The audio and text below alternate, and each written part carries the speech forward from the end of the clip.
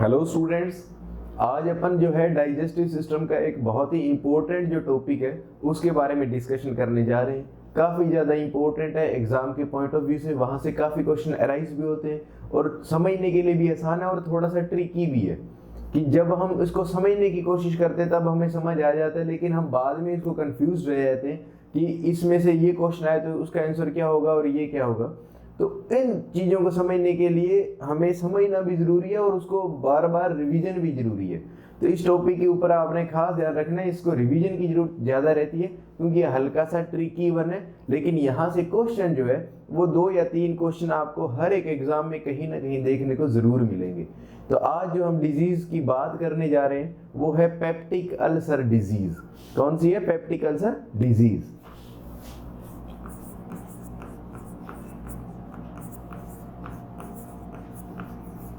तो peptic ulcer disease, ये नाम आपने सुना भी होगा और आपने कुछ ना कुछ इसके बारे में पढ़ा हुआ भी आपके होगा। तो अब हम देखते हैं इसके बारे में जो कुछ आपने पढ़ा है वो कितना सही पढ़ा है, उसमें क्या क्या चेंजेस करने पड़ेंगे आपको, वो सब हम यहाँ पे देखते हैं। तो देखिएगा यहाँ पे ये डिजीज है, ये चीज हमें इस नाम से क्लियर हो रहा है। अल्सर बन रहा है, ये भी हमें क्लियर हो रहा है। ये जो पेप्टिक वर्ड है ना, ये वर्ड जो है हमें आज तक इसका मीनिंग नहीं पता लगा भाई ये पेप्टिक जो है इसका क्या मतलब होता है। भाई पेप्टिक हम वर्ड यूज करते हैं तो उसके पीछे क्या रीजन है कि हम यहाँ पे पेप्टिक वर्ड यूज कर रहे हैं। अल्सर तो हमें काफी जगह देखने को मिलता है लेकिन हम वहाँ पे पेप्टिक वर्ड यूज नहीं करते। इसका मतलब यहाँ पे पेप्टिक वर्ड में कोई ना कोई ट्रिक है जो स्पेसिफिक यहीं के लिए बनी है। बाकी जगह अल्सर तो बहुत जगह हम यूज करेंगे लेकिन वहाँ पे हम पेप्टिक वर्ड यूज नहीं करेंगे। तो ये कहता है अगर हमें इस पेप्टिक वर्ड के बारे में देखना हो तो हमें पता लगता है कि पेप्टिक वर्ड हम यूज करते हैं कि एक ऐसी डिजीज जिसके अंदर अल्सर बनता है और वो किसकी वजह से बनता है, तो वो कहता है वो एसिडिक मीडियम की वजह से बनता है। तो पेप्टिक वर्ड किसको डिनोट कर रहा है? एसिडिक मीडियम को डिनोट करता है। तो ये कहता है जो एसिडिक मीडियम है उसकी वजह से जो अल्सर कोज हो रहा है, ऐसी डिजीज को हम पेप्टिक अल्सर डिजीज बोलते हैं। मतलब ऐसी डिजीज जिसमें अल्सर हो रहा है लेकिन वो अल्सर किसकी वजह से हो रहा है? वो एसिडिक मीडियम की वजह से वहां पे अल्सर हो रहा है, तो हमने उसको बोल दिया पेप्टिक अल्सर डिजीज। ठीक है। अब ये एसिडिक मीडियम की बात करें तो हमें ये पता होना चाहिए कि हम जीआईटी पढ़ रहे हैं, एसिडिक मीडियम पढ़ रहे हैं, तो सबसे ज्यादा एसिडिक मीडियम हमें कौन सी स्ट्रक्चर के अंदर देखने को मिलता है? तो हमें पता लगता है कि वहाँ पे जो स्टमक है वहाँ पे सबसे ज़्यादा एसिडिक मीडियम देखने को मिलेगा। कहाँ पे मिलेगा? स्टमक के अंदर। तो अब हम अगर देखें कि एसिडिक मीडियम का हमें पता किससे लगता है? पीएच से पता लगता है। किससे पता लगता है? पीएच से, कि पीएच कितनी होगी हम उससे पता लगा लेंगे कि वहाँ पे एसिडिक मीडियम जो है या एसिडिटी है या जो एसिड की जो मतलब पावर है, स्ट्रेंथ है, वो कितनी होगी, वो हम किससे पता लगा सकते हैं? वो हम पता लगा सकते हैं पीएच से। तो ये कहता है स्टमक की अगर हम पीएच की बात करें तो हम मानते हैं कि 1 से लेके 3 तक जो है इसकी पीएच जो है वो रहती है। 1 से लेके 3 तक रहती है इसकी पीएच।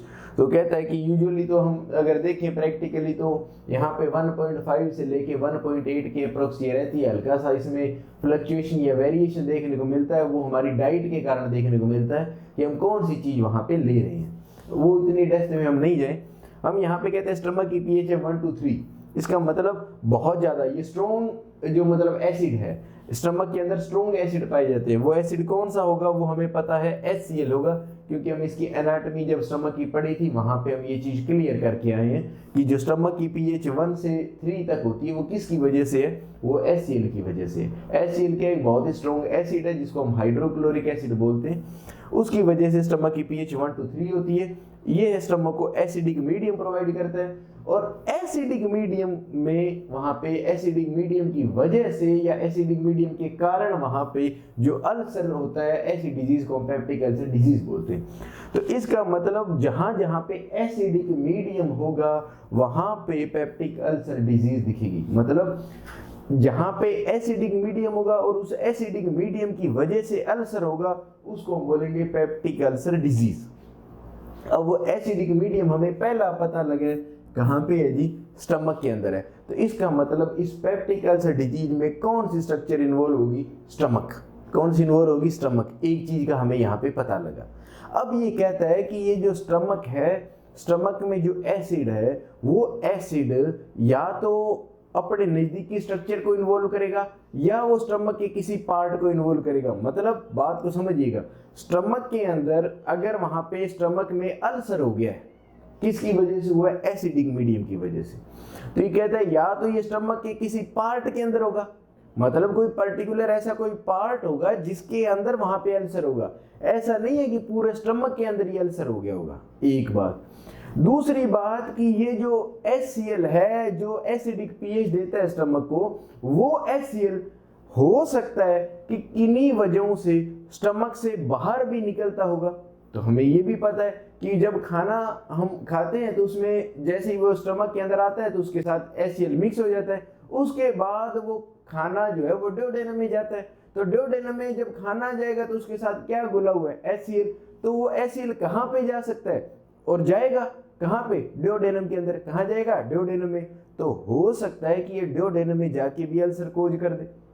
ठीक है, अब नॉर्मली जाता है तो वहां पे अल्सर कोज नहीं करता, क्योंकि हमने जब स्टमक के अंदर और ड्यूडेनम के अंदर जब हम पढ़ रहे थे तो हमने वहां पे बताया था कि जो ड्यूडेनम का फर्स्ट पार्ट है वहां पे ब्रूनर्स ग्लैंड पाई जाती है, जो म्यूसिन या हम उसको बोल सकते हैं कि जो बहुत ज्यादा म्यूकस का सिक्रीशन करती है, और उस म्यूकस के अंदर बहुत ज्यादा बाइकार्बोनेट्स होते हैं।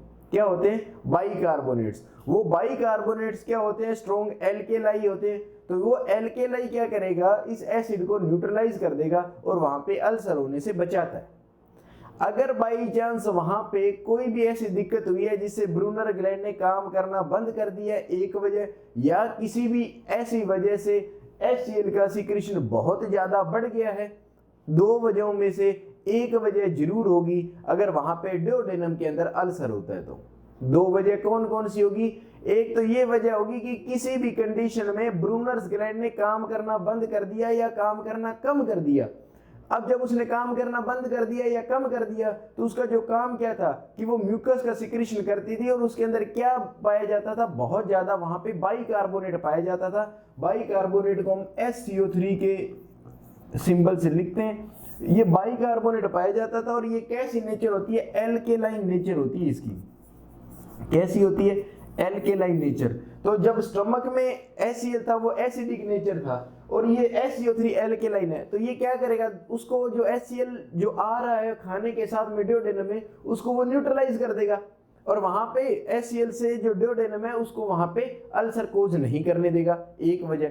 अगर किसी भी वजह से ये SCO3 और एल्केलाइन, जो SCO3 है जो एल्केलाइन नेचर का है, उसको सिक्रेट कर रही है ब्रूनर ग्लैंड्स। अगर किसी ब्रूनर ग्लैंड में किसी भी वजह से कोई दिक्कत होगी जिसकी वजह से अब म्यूकस का सिक्रेशन जिसमें SCO3 ज्यादा है उसका सिक्रेशन कम हो गया, जैसे ही कम होगा तो HCl वहां पे हावी हो जाएगा और वहां पे अल्सर देखने को मिलेगा। दूसरी चीज, किसी भी वजह से HCl का सिक्रेशन अगर ज्यादा हो जाए, किसी भी वजह से HCl का सिक्रेशन अगर ज्यादा हो जाए, तो अब वहां पे HCl के ज्यादा सिक्रेशन होने से अब पहले तो ये बैलेंस कर लेता था SCO3 HCl को, लेकिन अब HCl का सिक्रेशन ज्यादा है तो अब डोमिनेंस रहेगी किसकी, HCl की, तो वहां पे अल्सर होने का कारण रह सकता है। इसलिए इस एसिडिक मीडियम की वजह से स्टमक में तो अल्सर हो सकता है, उसके साथ साथ ये कहता है ड्यूडेनम में भी अल्सर हो सकता है, दो वजह। तीसरी कहता है किन्हीं भी पेशेंट के अंदर, अगर आपने एनाटॉमी को हल्के से ढंग से पढ़ा हुआ है आपने, तो आपको याद रहेगा हमने जो बात की थी कि ये जो इसोफेगस है इसके साथ यहाँ पे कार्डियक स्फिंक्टर पाया जाता है। कार्डियक स्फिंक्टर पाया जाता है जो इसोफेगस और स्टमक को जोड़ता है। यह कार्डियक स्फिंक्टर क्या करता है, जब स्टमक के अंदर खाना आ जाता है तो ये यहाँ पे क्लोज हो जाता है। क्या हो जाता है, क्लोज। ये भी क्लोज हो जाएगा, और यहाँ पे जो पाइलोरिक स्फिंक्टर पाया जाता है वो भी क्लोज हो जाएगा। तो ये दोनों अपनी तरफ से क्लोज हो जाएगी, और इसके अंदर जो है खाना जो है वहां पे मिक्सिंग वेव्स वहां पे चलेगी, और खाना जो है वो गैस्ट्रिक जूस के साथ मिक्स होता रहेगा, और यहाँ पे डाइजेशन स्टार्ट रहेगा। ठीक है, कहता है अगर इस कार्डियक स्फिंक्टर के अंदर कोई दिक्कत आ जाए, ये पूरी तरह से क्लोज नहीं हो पा रहा है, तो जैसे ही खाना यहाँ पे आएगा तो स्टमक के अंदर प्रेशर बढ़ेगा। प्रेशर बढ़ेगा तो कहता है कि अगर ये अच्छे से क्लोज नहीं हुआ तो यहाँ से खाना कुछ हद तक वापस इसोफेगस के अंदर जाने की कोशिश करेगा। पहले नहीं जा पाता था क्योंकि ये कार्डियक स्फिंक्टर बिल्कुल सही था, लेकिन किन्हीं भी वजहों से अगर वहां पे कार्डियक स्फिंक्टर के अंदर दिक्कत आ गई, वो अब पूरी तरह से क्लोज नहीं हो पा रहा, उसको हम बोलते हैं इनकम्पिटेंट कार्डियक स्फिंक्टर या इनकम्पिटेंट लोअर इसोफेजियल स्फिंक्टर। अगर वो इनकम्पिटेंट हो गया, इनकम्पिटेंट का मतलब हो गया कि वो फंक्शनली पुअर हो गया, अब वो अच्छे से अपना काम नहीं कर पा रहा है, उस वजह से अब जो स्टमक के अंदर कंटेंट पड़ा है जिसके अंदर HCl उसके साथ मिक्स है, वो अब इसोफेगस से ऊपर की तरफ जाने की कोशिश करता है। शुरुआती टाइम में वो ऊपर की तरफ नहीं जाता, लेकिन स्टमक से निकल के इसोफेगस का जो लोअर पोर्शन है उसको धीरे धीरे वहां पे HCl की वजह से अल्सर कोज करने लगता है। कहां पे? जो इसोफेगस का लोअर पोर्शन है वहां पे ये इसोफेगस को वहां पे अल्सरेटिव जो है बना देता है, या वहां पे अल्सर कोज कर देता है। तो वहां पे अल्सर कोज हो जाएंगे कहां पे? इसोफेगस के लोअर पोर्शन में। कब? अगर वहां पे जो लोअर इसोफेजियल स्फिंक्टर है, जिसका दूसरा नाम कार्डियक स्फिंक्टर है, वो अगर इनकम्पिटेंट हो गया, काम करने में अब सक्षम नहीं है अच्छे से, तो वहां पे हो सकता है। इसी तरह से अगर ब्रूनर ग्लैंड में कोई दिक्कत है या वहां पे HCl का सिक्रेशन बढ़ गया है, तो ये ड्यूडेनम में भी वहां पे अल्सर कोज कर सकता है। तो अभी तक के हमें जितनी भी हमने यहाँ पे बात की है, उस हिसाब से हमें लगता है कि जो ये पेप्टिक अल्सर डिजीज है जो एसिडिक मीडियम की वजह से होती है, और वो एसिडिक मीडियम HCl देगा कहाँ पे? स्टमक में।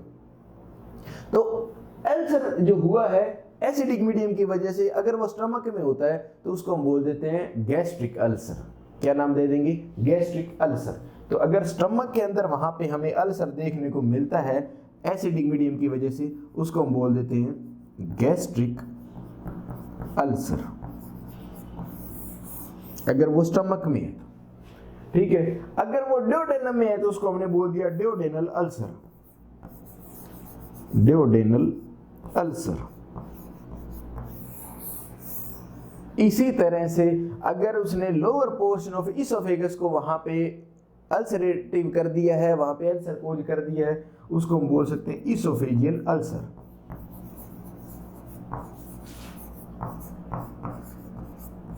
क्या बोल दिया? Oesophageal ulcer. तो हमने ये 3 तरह के अल्सर हमने देखा कि एसिडिक मीडियम की वजह से वहां पे ड्यूडेनम में भी अल्सर हो सकता है, गैस्ट्रिक अल्सर स्टमक में भी हो सकता है, और इसोफेगस में भी हो सकता है। तो अब हमें ये बात पता लगी एसिडिक मीडियम की वजह से इन तीनों स्ट्रक्चर के अंदर अल्सर हो सकता है। तो हम पेप्टिक अल्सर के अंदर 3 अल्सरों को इंक्लूड करते हैं, गैस्ट्रिक अल्सर, ड्यूडेनल अल्सर और इसोफेजियल अल्सर। इन तीनों को मिला के हम क्या बोलते हैं? वहां पे पेप्टिक अल्सर। क्या बोलेंगे? Peptic ulcer. जब भी हम पेप्टिक अल्सर की बात करेंगे तो हम इन तीनों अल्सर की बात करेंगे, गैस्ट्रिक अल्सर की, ड्यूडेनल अल्सर की और इसोफेजियल अल्सर की। ठीक है, अब ये कहता है कि यहाँ पे पूछा जाए अगर आपसे कि ये स्टमक है, उसके अंदर पूरे स्टमक में हमने बताया था ये अल्सर नहीं कोज करेगा, पर्टिकुलर एक पार्ट में कोज करेगा। इसी तरह से इसोफेगस पूरे में ये कोज नहीं करेगा, पर्टिकुलर एक पार्ट में करेगा। इसी तरह से जो ड्यूडेनम है उसमें भी पूरी ड्यूडेनम में ये नहीं करके कहाँ पे करेगा? एक पर्टिकुलर पार्ट के अंदर जो है यह अल्सर कोज करता है। अभी तक हमें इतना पता लगा कि ये तीनों मिलके पेप्टिक अल्सर बनाता है। अब हम देखते हैं कौन कौन से पार्ट में ये करता है।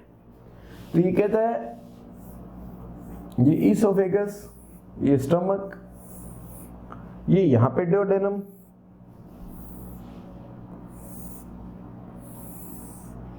आगे ये ड्यूडेनम जेजुनम के अंदर कन्वर्ट हो जाएगी। अब ये कहता है कि एक तो ये जो मैं पार्ट यहाँ पे बना रहा हूं, इन पार्ट्स को यहाँ पे ये अल्सर कोज करता है। तो अब हमें पता लग जाएगा कौन कौन से पार्ट में ये अल्सर कोज कर रहा है। ठीक है,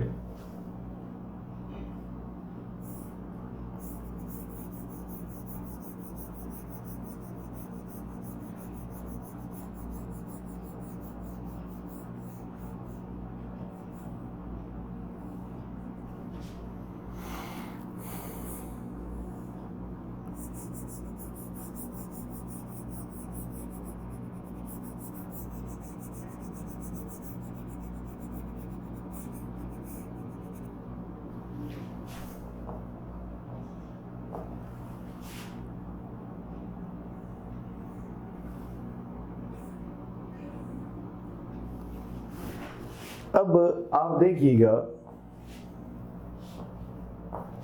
ये है पाइलोरिक स्फिंक्टर,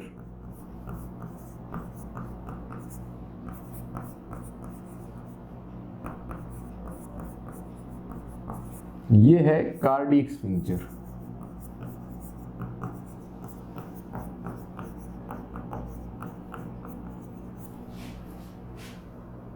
कार्डियक स्फिंक्टर,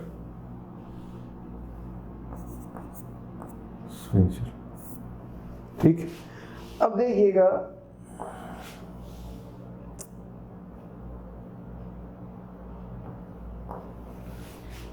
इसने कौन कौन से पार्ट को इन्वॉल्व किया है, तो ये इसोफेगस का जो लोअर पोर्शन है उसको इसने इन्वॉल्व किया है, क्योंकि ये कार्डियक स्फिंक्टर उसके बिल्कुल ऊपर वाली साइड, तो कौन सा है, लोअर इसोफेजियल स्फिंक्टर के पास वाला पार्ट है, तो वो लोअर पोर्शन है, ये अपर पोर्शन, ये मिडिल और ये लोअर। तो हमें ये पता लग गया कि इसने कौन से पोर्शन को कर दिया, लोअर पोर्शन ऑफ इसोफेगस। किसको कर दिया, पहला इसने लोअर पोर्शन ऑफ इसोफेगस। तो इसोफेगस के कौन से पार्ट को किया, लोअर पोर्शन या लोअर पार्ट इसोफेगस इन्वॉल्व कर लिया। दूसरा इसने किया स्टमक। स्टमक के अंदर ये कहता है यहाँ पे ये जो कार्डियक पार्ट आ गई, ये फंडस आ गई, ये बॉडी आ गई, और ये नीचे जो है ये पाइलोरिक पार्ट आ गया। पाइलोरिक के अंदर 3 पार्ट पाए जाते हैं, एक तो पाइलोरिक एंट्रम, एक पाइलोरिक कैनाल और एक पाइलोरिक स्फिंक्टर या पाइलोरस, ठीक है। तो ये पाइलोरिक एंट्रम हो गया, ये पाइलोरिक कैनाल होगी, ये पार्ट पाइलोरस हो गया, और ये वहां पे पाइलोरिक स्फिंक्टर हो गया। तो पाइलोरिक स्फिंक्टर से जस्ट ऊपर पाइलोरिक पार्ट है, उससे ऊपर ये जो मतलब एक रास्ता बना हुआ है उसको पाइलोरिक कैनाल बोल दिया, उससे ऊपर है ये पाइलोरिक एंट्रम है। तो ये जो पार्ट है ये है पाइलोरिक एंट्रम। तो इसने पेप्टिक अल्सर के अंदर कौन से पार्ट को इन्वॉल्व किया है, तो हम बोल सकते हैं पाइलोरिक एंट्रम को इसने इन्वॉल्व किया है, पाइलोरिक एंट्रम को, ठीक है। कहां पे, पाइलोरिक एंट्रम किसका पार्ट है, स्टमक का। तो स्टमक के पूरे पार्ट के अंदर इसने अल्सर कोज नहीं किया है, कहां पे किया है, पाइलोरिक एंट्रम वाले रीजन में किया है, ठीक है। फिर ये पाइलोरिक स्फिंक्टर आ गया, मतलब यहां तक स्टमक था। स्टमक जैसे ही खत्म हुआ और कौन सा पार्ट शुरू हुआ, ड्यूडेनम। तो ड्यूडेनम जहां से शुरू हुआ वहीं पे अल्सर है, तो इसको हम बोल सकते हैं फर्स्ट पार्ट। वो पार्ट जो अभी शुरू हुआ है उसका फर्स्ट पोर्शन, ये जो ड्यूडेनम जहां से स्टार्ट हुआ है वहीं से यहां इसने अल्सर कोज कर दिया, तो फर्स्ट पार्ट ऑफ ड्यूडेनम। कौन सा, फर्स्ट पार्ट ऑफ ड्यूडेनम। तो इसने ड्यूडेनम का कौन सा पार्ट इन्वॉल्व कर दिया, अगर आप देखो तो फर्स्ट पार्ट किसका, ड्यूडेनम का। पाइलोरिक एंट्रम किसका, स्टमक का।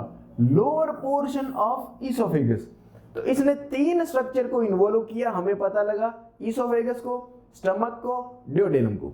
अब हमें यह भी पता लग गया कि उन स्ट्रक्चर्स के कौन से पार्ट को इसने इन्वॉल्व किया है। तो जो इसोफेगस है उसके लोअर पोर्शन को, स्टमक के पाइलोरिक एंट्रम को, और ड्यूडेनम के फर्स्ट पार्ट को, जहां से ड्यूडेनम स्टार्ट होती है वहीं पे, जहां पे इसोफेगस खत्म होती है वहां पे, और जो स्टमक का पाइलोरिक एंट्रम पार्ट है वहां पे। इन तीनों पार्ट्स को उसने इन्वॉल्व कर लिया है अल्सर ने। बात समझ में आ गई। अब ये हमें 3 पार्ट पता लगे, उनके कौन कौन से मतलब पार्ट के कौन कौन से रीजन के अंदर वहां पे ये अल्सर हुआ, ये भी हमें पता लग गया। अब हमने ये पता करना है भाई इन तीनों में मोस्ट कॉमन अल्सर कौन सा है। मतलब अगर जो पेप्टिक अल्सर आपको देखने को मिलेगा उसके अंदर मोस्ट कॉमनली कौन सा अल्सर देखने को मिलेगा कि सबसे ज्यादा चांस इस अल्सर के रहेंगे, सबसे कम चांस इस अल्सर के रहेंगे। अगर हम ये देखें तो ये बहुत ही इंटरेस्टिंग चीज हमें पता लगती है। अगर आप अभी आइडिया लगाओ कि आपको इन तीनों अल्सर्स में कौन सा अल्सर मोस्ट कॉमनली देखने को मिलेगा, तो देखिएगा जो ड्यूडेनम के अंदर हो रहा है उसको हमने कौन सा अल्सर, अगर मैं इस डायग्राम को हटा दूं तो अब आपको मैं अगर इसमें एक क्वेश्चन आने वाला जो है उसके बारे में बात करें तो ये कहता है ये जो ड्यूडेनम में अल्सर हुआ है इसको हमने नाम देना है ड्यूडेनल अल्सर। जो स्टमक में हुआ है उसको हमने बोल दिया गैस्ट्रिक अल्सर, इसको हमने बोल दिया इसोफेजियल अल्सर।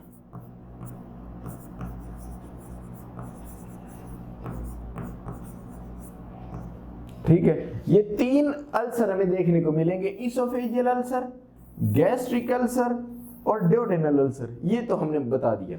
उसके कौन से पार्ट में मिलेगा ये भी हमने बता दिया। अब हमने ये देखना है इन तीनों में से मोस्ट कॉमन अल्सर कौन सा है। अब आपके आइडिया से आपको क्या लग रहा है कि जो गैस्ट्रिक अल्सर है ना वो मोस्ट कॉमन है, जो गलत है। मोस्ट कॉमन अल्सर इन तीनों में से होगा ड्यूडेनल अल्सर, जो 80% केसेस के अंदर देखने को मिलता है।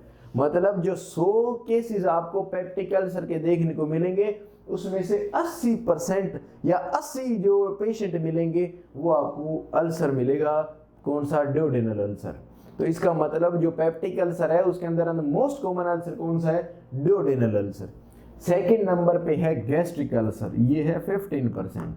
मतलब 100 पेशेंट आपने देखे तो उसमें से 15 पेशेंट आपको ऐसे मिल सकते हैं जिसके अंदर गैस्ट्रिक अल्सर हो सकता है।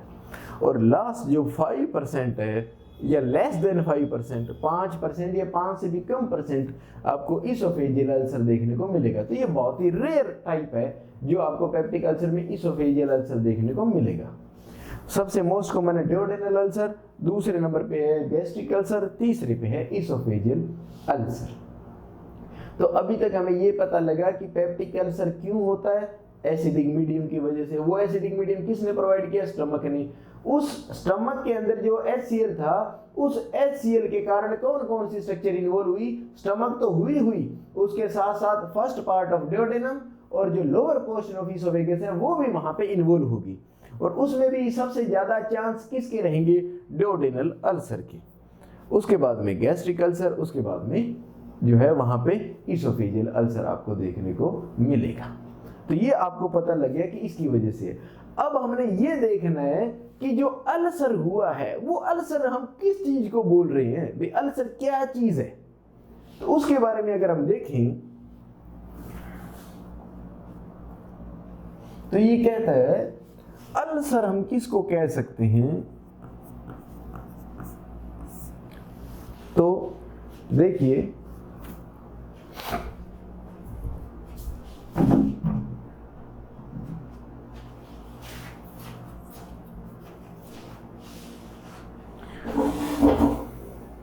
तो जब अल्सर की बात आती है तो हम अल्सर किस चीज को बोल सकते हैं। अगर हम ये चीज देखें तो वो कहता है कि जब हमने नॉर्मल एनाटॉमी फिजियोलॉजी की बात कर रहे थे तो हमने बताया था कि जो स्टमक है वो 4 लेयर से मिलके बना है। सबसे अंदर की तरफ वहां पे म्यूकोजा होती है, उससे बाहर सब म्यूकोजा, फिर मसल लेयर और लास्ट में सिरोसा होती है। ठीक है, ये 4 लेयर होती है वहां पे, म्यूकोजा, सब म्यूकोजा, मसल लेयर और सिरोसा। ये आपको अच्छे से याद है, लेयर्स ऑफ GIT हमने पढ़ा था। अब वो कहता है कि जो सबसे अंदरूनी लेयर है वहां पे क्या पाया जाएगा, म्यूकोजा। म्यूकोजा जो है वो सबसे अंदरूनी लेयर है। तो जितना भी आपने कंटेंट स्टमक के अंदर पढ़ा है वो आपके किस लेयर के कांटेक्ट में रहेगा, म्यूकोजा के कांटेक्ट में रहेगा। किसके कांटेक्ट में रहेगा, म्यूकोजा की। अब अगर हम इसको डायग्राम से देखें तो जो ये वाली लेयर है, ये जो सबसे अंदरूनी लेयर है, ये हम स्काई ब्लू कलर से दिखा रहे हैं, ये सबसे अंदरूनी लेयर है। इसको हमने बोला म्यूकोजा। क्या वर्ड यूज कर दिया, म्यूकोजा। म्यूकोजा, ठीक है, ये म्यूकोजा लेयर है।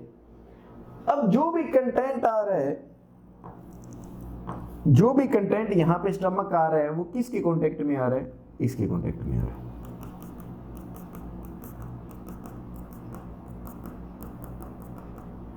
तो स्टमक के जितना भी कंटेंट है वो किसके कांटेक्ट में, म्यूकोजा में। इस कंटेंट में कौन कौन सी चीज होगी, जो कुछ भी आपने खाया है वो तो आ ही रहे, उसके अलावा जितनी भी यहाँ पे हार्मोन्स आएंगे, जितने भी एंजाइम्स आएंगे, वो सब जो है म्यूकोजा के कांटेक्ट में आएंगे। किसके कांटेक्ट में आएंगे, म्यूकोजा के।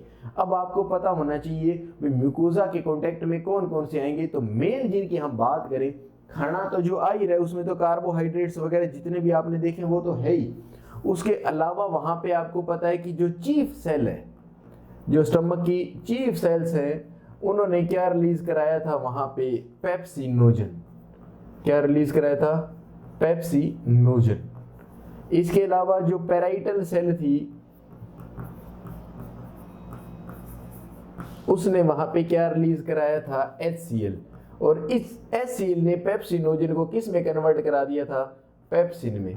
किस में कन्वर्ट करा दिया था, पेप्सिन में। और ये पेप्सिन जो है ये प्रोटियोलाइटिक एंजाइम है जो हमारे स्टमक में जितनी भी प्रोटीन आएगी उसका डाइजेशन करवाएगा। कौन, पेप्सिन। तो एंजाइम है पेप्सिन। उसके अलावा वहां पे एसिड सिक्रीट हुआ है HCl, ठीक है, उस HCl ने इसको एक्टिव करवा दिया। इसके अलावा वहां पे और क्या सिक्रीट होंगे, तो आपको पता है यहाँ पे पूरी गोबलेट सेल पाई जाती है। तो जो गोबलेट सेल है वो क्या सिक्रीट करेगी, म्यूकस। इसके अलावा वहां पे जो म्यूकस नेक सेल पाई जाती है वो क्या सिक्रीट करेगी, म्यूसिन, ठीक है। इसके अलावा वहां पे हमने और क्या देखा था कि म्यूकस, इसके अलावा वहां पे जो प्रोस्टाग्लैंडिन्स हैं उनकी वहां पे कवरिंग पाई जाएगी। प्रोस्टाग्लैंडिन्स की म्यूकोजा जो है उसके ऊपर कवरिंग पाई जाएगी।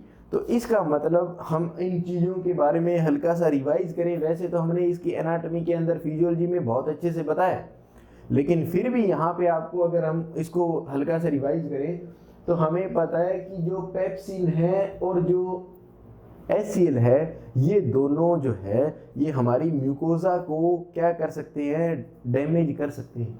ये तो एसिड है, इस वजह से वो एंजाइम है, प्रोटीन का डाइजेशन कर सकता है। तो ये जो म्यूकोजा उसके अंदर जो प्रोटीन पाया जाएगा लेयर्स के अंदर, तो ये म्यूकोजा को भी डैमेज कर सकता है, म्यूकोजा को भी डाइजेस्ट कर सकता है। कौन, पेप्सिन। और HCl है वो उस एसिड है, तो ये म्यूकोजा के ऊपर वहां पे उसको मतलब अल्सर दे सकता है, वहां पे जलन पैदा कर सकता है, वहां पे घाव बना सकता है, ठीक है। तो अब कुदरत ने क्या किया कि इन दोनों चीजों से बचाने के लिए वहां पे क्या कर दिया, प्रोटेक्टिव कवरिंग बना दी। वो प्रोटेक्टिंग कवरिंग किस किस की है, एक तो गोबलेट सेल से कंटिन्यूअस म्यूकस सिक्रीट हो रहा है, बहुत ही थिक म्यूकस होता है, ये बहुत ही गाढ़ा म्यूकस है। यह म्यूकस जो है म्यूकोजा को पूरी तरह से कवर रखता है, जिससे कि जो एसिड है वो वहां पे क्या नहीं कर पाए, उसको कवर ना कर, जो उसको उसकी कवर है जो म्यूकोजा उसको वहां तक पहुंच नहीं पाए एसिड, इसलिए बीच में बैरियर का काम करता है कौन, म्यूकस। इसके अलावा पूरे स्टमक के अंदर म्यूकस नेक सेल्स पाई जाती है जो म्यूसिन का सिक्रेशन करती है। यह म्यूसिन भी प्रोटेक्टिव कवरिंग का काम करती है, म्यूकोजा को इन दोनों से बचाने का काम करती है। फिर आया प्रोस्टाग्लैंडिन्स, इसकी भी पूरी तरह से एक कवरिंग पाई जाती है, लेयर पाई जाती है जो म्यूकोजा को बचाती है, इसलिए इसको म्यूकोजल जो बैरियर बोलते हैं। ये म्यूकोजा तक HCl और पेप्सिन को पहुंचने नहीं देती है। तो ये तीनों चीजें इन दोनों के अगेंस्ट काम करती है। तो ये बचाने वाली चीजें हैं, ये मारने वाली चीजें हैं, ठीक है। तो इन जो पेप्सिन है, HCl है, इनको तो हम बोलते हैं अग्रेसिव फैक्टर्स। क्या बोलते हैं, अग्रेसिव फैक्टर, जो कि अग्रेसिव होते हैं। अगर ये वहां पे बढ़ गए तो ये वहां पे अल्सर कोज कर देंगे, वहां पे घाव बना देंगे, वहां पे जिस तरह मतलब जला देंगे म्यूकोजा को। ये जलाने कौन नहीं देते, तो ये तीन चीज है, गोबलेट सेल से जो म्यूकस सिक्रीट हो रहा है, म्यूकस नेक सेल से जो म्यूसिन सिक्रीट हो रहा है, और वहां पे जो प्रोस्टाग्लैंडिन्स है वो जो है, ये तीनों वहां पे क्या करते हैं, इन्हें बचाने का काम करते हैं। तो इन्हें हम बोलते हैं डिफेंसिव फैक्टर। क्या बोलते हैं, डिफेंसिव फैक्टर। तो ये जो डिफेंसिव फैक्टर है और जो अग्रेसिव फैक्टर है ये आपस में बैलेंस रहते हैं, जिसकी वजह से म्यूकोजा को कोई नुकसान नहीं होता और हम नॉर्मली अपनी जिंदगी अच्छे से जी रहे हैं, ठीक है। हमारे अंदर भी तो HCl है, पेप्सिन है, लेकिन उनके असर को कौन रोक के रखा है अभी तक, वहां पे म्यूकोजा तक जाने नहीं दे रहा। म्यूकस है, म्यूसिन है और प्रोस्टाग्लैंडिन्स है, उन तीनों ने बचा के रखी है GI की म्यूकोजा को या गैस्ट्रिक म्यूकोजा को बचा के रखा है। लेकिन कहता है किसी भी वजह से, वो वजह क्या है वो हम आगे देखेंगे, किसी भी वजह से अगर पेप्सिन और HCl मतलब पेप्सिनोजन जो HCl ज्यादा सिक्रेट हो रहा है तो वो ज्यादा पेप्सिन को वहां पे कन्वर्ट करेगा। तो अगर HCl और पेप्सिन वहां पे ज्यादा बन गए तो अग्रेसिव फैक्टर ज्यादा हो गए। जब एग्रेसिव फैक्टर ज्यादा हो गए तो जो डिफेंसिव फैक्टर है उसके ऊपर वो हावी हो जाएंगे, डोमिनेट हो जाएंगे, और वो वहां पे क्या करेंगे, जो एसिड है HCl और जो म्यूकस है वो डिस्ट्रॉय या डैमेज करना शुरू कर देंगे, वहां पे इरोजन कर देंगे उसको, मतलब वहां पे घाव टाइप बना देंगे, जो उसकी कंटिन्यूटी है म्यूकस मेम्ब्रेन की या म्यूकोजा की, उसके अंदर डैमेज कर देंगे। नहीं, वरना तो पूरा कंटिन्यूअस है म्यूकोजा, उसमें कोई कट नहीं है, कोई ब्रेक डाउन नहीं है, कोई वहां पे इरोजन नहीं है, कोई वहां पे रप्चर नहीं है, बिल्कुल वहां पे इंटैक्ट पड़ी है म्यूकोजा। लेकिन अगर वहां पे हावी हो गए तो वहां पे अल्सर कोज हो सकता है, घाव बना सकते हैं, वहां पे जला सकते हैं वहां पे। तो ये सब चीजें यूजुअली बैलेंस रहती है, लेकिन किन्हीं वजहों से अगर ये बढ़ जाए तो वहां पे ये क्या कोज कर सकती है, अल्सर कोज कर सकती है। एक बात। अब हमने बात की अल्सर कहते किसको, तो म्यूकोजा इंटैक्ट पड़ी है, उसको अगर हम उसमें कोई भी ब्रेक डाउन कर दें, अगर म्यूकोजा में क्या कर दें, हम ब्रेक डाउन कर दें, उस म्यूकोजा की कंटिन्यूटी को ब्रेक डाउन कर दें, मतलब बीच में उसकी कंटिन्यूटी को तोड़ दें, वहां पे कोई ना कोई हम कट लगा दें, या कट किसकी वजह से, HCl की वजह से वहां पे मतलब जल गया, वहां पे कट हो गया, या वहां पे ब्रेक डाउन हो गया, या वहां पे बोल सकते हैं इरोजन हो गया कि वो ऊपर वाली म्यूकोजा वो हट गई, फट गई, उसको हम इरोजन बोल दिया। तो उस इन वजहों से जो कुछ भी हो रहा है उसको हम अल्सर नाम देते हैं। तो ये कहता है ब्रेक डाउन ऑफ या इरोजन ऑफ, इरोजन मीन्स हट जाना, फट जाना, इरोजन ऑफ, या वहां पे हम बोल सकते हैं डिस्टरबेंस या डिसरप्शन, कुछ भी बोल दो इसको, डिसरप्शन, डिसरप्ट होगी मतलब अफेक्ट होगी, खराब होगी, डिसरप्शन ऑफ इंटीग्रिटी या इंटैक्टनेस, कुछ भी बोल सकते हो। तो disruption of integrity of mucosa, अगर ये म्यूकोजा है उसकी कंटिन्यूटी या जो उसकी इंटीग्रिटी है वो अगर डिसरप्ट हो गई, डैमेज हो गई, खराब हो गई, या इरोजन हो गई, वहां से कट फट गई, या वहां पे ब्रेक डाउन हो गया, इन तीनों का एक ही मतलब है कि कट जाना, फट जाना, या वहां से हट जाना। अगर ऐसा हो जाता है कहां पे, म्यूकोजा में, पहली बात। कई बार क्या होता है, ये म्यूकोजा में होने के बाद धीरे धीरे म्यूकोजा से कहां पहुंच जाता है, सब म्यूकोजा में, कहां पहुंच जाता है, सब म्यूकोजा में। तो नॉर्मली म्यूकोजा तक रहता है, लेकिन कुछ केसेस में अगर ये ज्यादा वहां पे अल्सर हो जाए तो वो अल्सर कहां पहुंच जाते हैं, सब म्यूकोजा तक। तो यूजुअली हम बोलते हैं म्यूकोजा एंड सब म्यूकोजा, सब म्यूकोजा तक पहुंच सकते हैं। लेकिन अगर आपने इसको ट्रीट नहीं किया तो ये मसल लेयर तक भी पहुंच सकता है और सिरोसा तक भी पहुंच सकता है। लेकिन इतनी डेप्थ में ये जाने से पहले ही पेशेंट हमारे पास आ जाता है और हम उसका ट्रीटमेंट स्टार्ट कर देते हैं। तो यूजुअली तो ये म्यूकोजा तक जाता है, लेकिन कभी कभी सब म्यूकोजा तक भी जाता है। तो हमारे पास केस में 90% तो म्यूकोजा तक वाले आएंगे, 10-1% सब म्यूकोजा वाले आ जाएंगे। ये बहुत ही रेयर होता है, ये इसके कॉम्प्लिकेशन के अंदर ही होता है कि वो मसल लेयर को भी इन्वॉल्व कर लेती है और सिरोसा को भी इन्वॉल्व कर लेती है। तो हम यूजुअली इसकी डेफिनेशन में बोलते हैं कि अल्सर क्या है, when there is any breakdown of, या इरोजन हो गया या डिसरप्शन हो गया किसका, म्यूकोजा या सब म्यूकोजा का, तो वहां पे बोल देते हैं कि वहां पे अल्सर हो गया है। क्या हो गया, अल्सर। और अगर वो अल्सर एसिड की वजह से हुआ है, एसिडिक मीडियम की वजह से हुआ है, उसको हमने बोल दिया पेप्टिक अल्सर डिजीज। और उसको करने के लिए कौन जिम्मेवार है, HCl और पेप्सिन, ठीक है। उसे बचाव कौन करता है, म्यूकस म्यूसिन और वहां पे प्रोस्टाग्लैंडिन। इसलिए इनको डिफेंसिव फैक्टर बोलते हैं, इन दोनों को अग्रेसिव फैक्टर बोलते हैं। अब वो कहता है कि किन्हीं भी वजहों से अगर ये अग्रेसिव फैक्टर बढ़ गए और ये डिफेंसिव फैक्टर कम हो गए तो हम वहां पे कह सकते हैं कि अल्सर कोज हो सकता है। तो उन चीजों को देखने से पहले मैं एक आपको इमेज दिखाना चाहूंगा। ये देखिएगा, इसने अल्सर दिखाया है, गैस्ट्रिक अल्सर, ये वाला पाइलोरिक एंट्रम के अंदर बता रहा है, ये फर्स्ट पार्ट ऑफ ड्यूडेनम के अंदर बता रहा है ड्यूडेनल अल्सर, और लोअर पोर्शन ऑफ इसोफेगस में बता रहा है इसोफेजियल अल्सर। तो ये 3 तरह के अल्सर हमने बताए थे कि इसके अंदर होते हैं, उन तीनों की हमने इमेज भी देख ली, यहाँ ये अल्सर हो सकते हैं, ऐसा ही हमने यहाँ पे बताया था, ठीक। ये हमने नॉर्मल बेसिक सी बात यहाँ पे कर ली कि ये हो सकता है। अब हमने ये देखना है भाई वो कौन कौन सी वजह है जिसकी वजह से वहां पे एग्रेसिव फैक्टर बढ़ जाते हैं और अल्सर कोज हो जाता है। नॉर्मली नहीं होता, लेकिन कुछ वजह है जिसकी वजह से ये हमें देखने को मिलता है। वो वजह क्या है उसको हम बोल सकते हैं ईटियोलॉजी, या हम उसको बोल सकते हैं कि कंफर्म नहीं कह सकते, लेकिन चांस वहां पे पॉसिबिलिटी बढ़ा देता है गैस्ट्रिक अल्सर या डुओडेनल अल्सर या इसोफेजियल अल्सर होने को, या हम उसे कंबाइनली बोल सकते हैं पेप्टिक अल्सर होने को।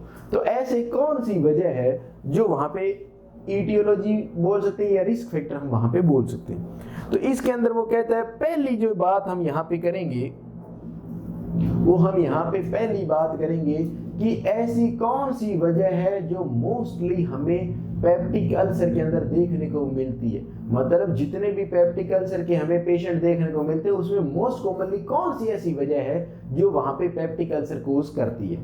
तो वो कहता है उस वजह के अंदर अगर हम देखें तो पहला है वहां पे एच पाइलोरी। कौन सा है? H pylori. ये क्या चीज है? ये एक बैक्टीरिया है। ये क्या है? एक बैक्टीरिया है। इसका अगर पूरा नाम देखें तो ये हेलिकोबैक्टर पाइलोराई इसको हम बोलते हैं, हेलिकोबैक्टर पाइलोराई। लेकिन हम इसको यूजुअली जो बुक्स वगैरह है ये एग्जाम में आपको एच पाइलोरी ही देखने को मिलेगा। तो एच के आगे हम फुल स्टॉप या डॉट लगाते हैं जिसका मतलब है कि ये शॉर्ट नेम है। पूरा नाम है हेलिकोबैक्टर और पाइलोरी। तो एच पाइलोरी का पूरा नाम है हेलिकोबैक्टर पाइलोरी। ठीक है, यह एक ग्राम नेगेटिव बैक्टीरिया है। कौन सा बैक्टीरिया है? Gram negative bacteria. कोई आपसे पूछ ले भाई एच पाइलोरी है वो किस तरह का बैक्टीरिया है, तो ग्राम नेगेटिव। ये स्टेनिंग के अंदर जो ग्राम स्टेनिंग करते हैं उसके अंदर ये स्टेन नहीं होता है। इसके ऊपर जो ग्राम स्टेनिंग में हम रंग चढ़ाने की कोशिश करते हैं, डाई करने की कोशिश करते हैं, तो इस जिसके ऊपर तो वो ग्राम स्टेनिंग जो डाई है वो अगर उसके ऊपर चढ़ जाए, उसके ऊपर अपना असर दिखा दे, उसका कलर चेंज कर दे, तो हम बोलते हैं ग्राम पॉजिटिव। अगर वो ग्राम स्टेनिंग जो है जो पेंट करते हैं उसके ऊपर डाई करते हैं, अगर उससे उसके ऊपर असर नहीं पड़े वो है ग्राम नेगेटिव। तो इसके ऊपर ग्राम स्टेनिंग का कोई फर्क नहीं रहता, जिसकी वजह से हम इसको बोलते हैं ग्राम नेगेटिव। तो एच पाइलोरी ग्राम नेगेटिव है। ठीक है, यह एच पाइलोरी मोस्ट कॉमनली हमें हर एक पेप्टिक अल्सर वाली डिजीज में अगर मोस्ट कॉमनली देखें तो हमें ये एच पाइलोरी देखने को मिलता है।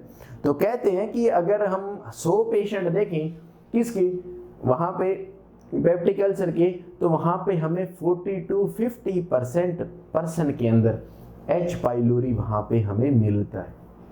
तो एच पाइलोरी को हम most common causative agent for peptic ulcer बोलते हैं। ये एग्जाम में क्वेश्चन भी आता है। एग्जाम में क्वेश्चन आता है कि मोस्ट कॉमन कोज या मोस्ट कॉमन कोजेटिव ऑर्गेनिज्म या most common causative agent for peptic ulcer. तो वहाँ पे और भी ऑप्शन होंगे, तो वहाँ पे आपने और ऑप्शन की तरफ ना जाके वहाँ पे क्या बताना है? एच पाइलोरी या हेलिकोबैक्टर जो पाइलोरी है वो वहाँ पे मोस्ट कॉमन कोज है किसका? पेप्टिक अल्सर डिजीज का। तो एक क्वेश्चन यहाँ पे आता है कि एच पाइलोरी क्या है? मोस्ट कॉमन कोज है। ठीक है, तो आपसे कोई पूछ ले एच पाइलोरी की मोस्ट कॉमन कोज है किसका? पेप्टिक अल्सर डिजीज का। ये एक दो और चीजों का भी है, उसको हम जब पढ़ेंगे उसके लिए बोलेंगे, लेकिन यहाँ पे अभी बताना चाह रहे पेप्टिक अल्सर डिजीज का। तो एच पाइलोरी जो है वो मोस्ट कॉमन कोज है किसका? पेप्टिक अल्सर का।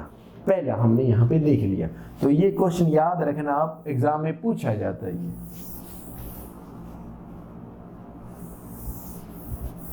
पहला हमने बता दिया वहां पे एच पाइलोरी। ठीक, एच पाइलोरी पहला वहां पे कारण हो गया। वो कहता है दूसरा कारण बताइएगा जी, दूसरा कारण क्या है?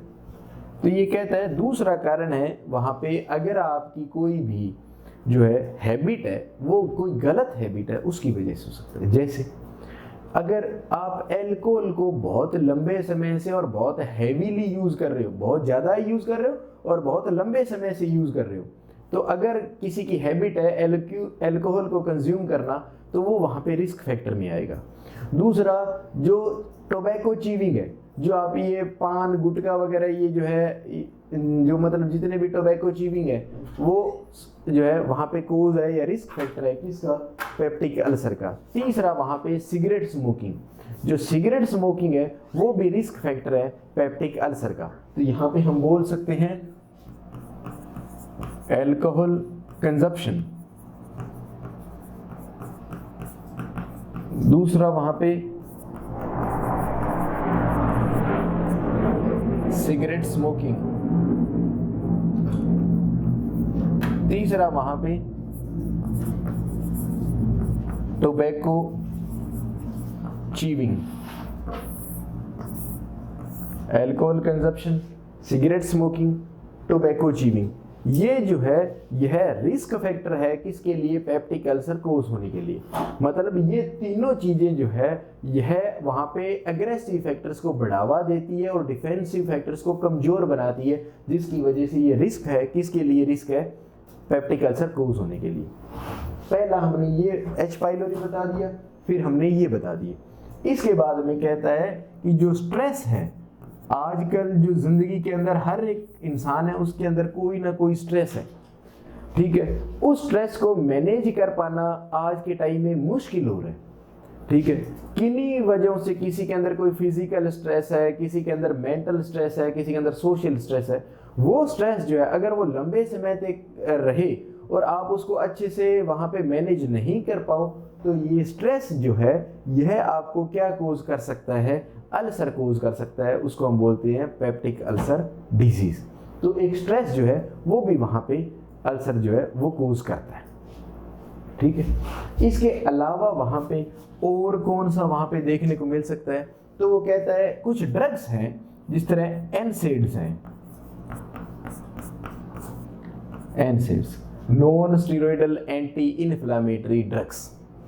यह एनसेड्स जो है ये यूजुअली हम जो नॉर्मली दर्द वगैरह होता है हमारे उसके लिए हम लेके रखते हैं। तो ये पेन किलर हम जिसको बोलते हैं वो है, जिसमें आपने नाम सुना होगा आइबुप्रोफेन या ब्रूफन, ठीक है। उसके अलावा एस्प्रिन है, ठीक है। एस्प्रिन एंटी प्लेटलेट्स आती है लेकिन वो यूजुअली दर्द को भी कम करती है, तो हम वहाँ पे एस्प्रिन भी यूजुअली लोग लेते रहते हैं। वैसे तो ये बहुत सी कंट्रीज के अंदर बैन है, उसको आप एस्प्रिन को बिना प्रेस्क्रिप्शन के नहीं ले सकते, लेकिन इंडिया के अंदर अभी भी आप ले सकते हो।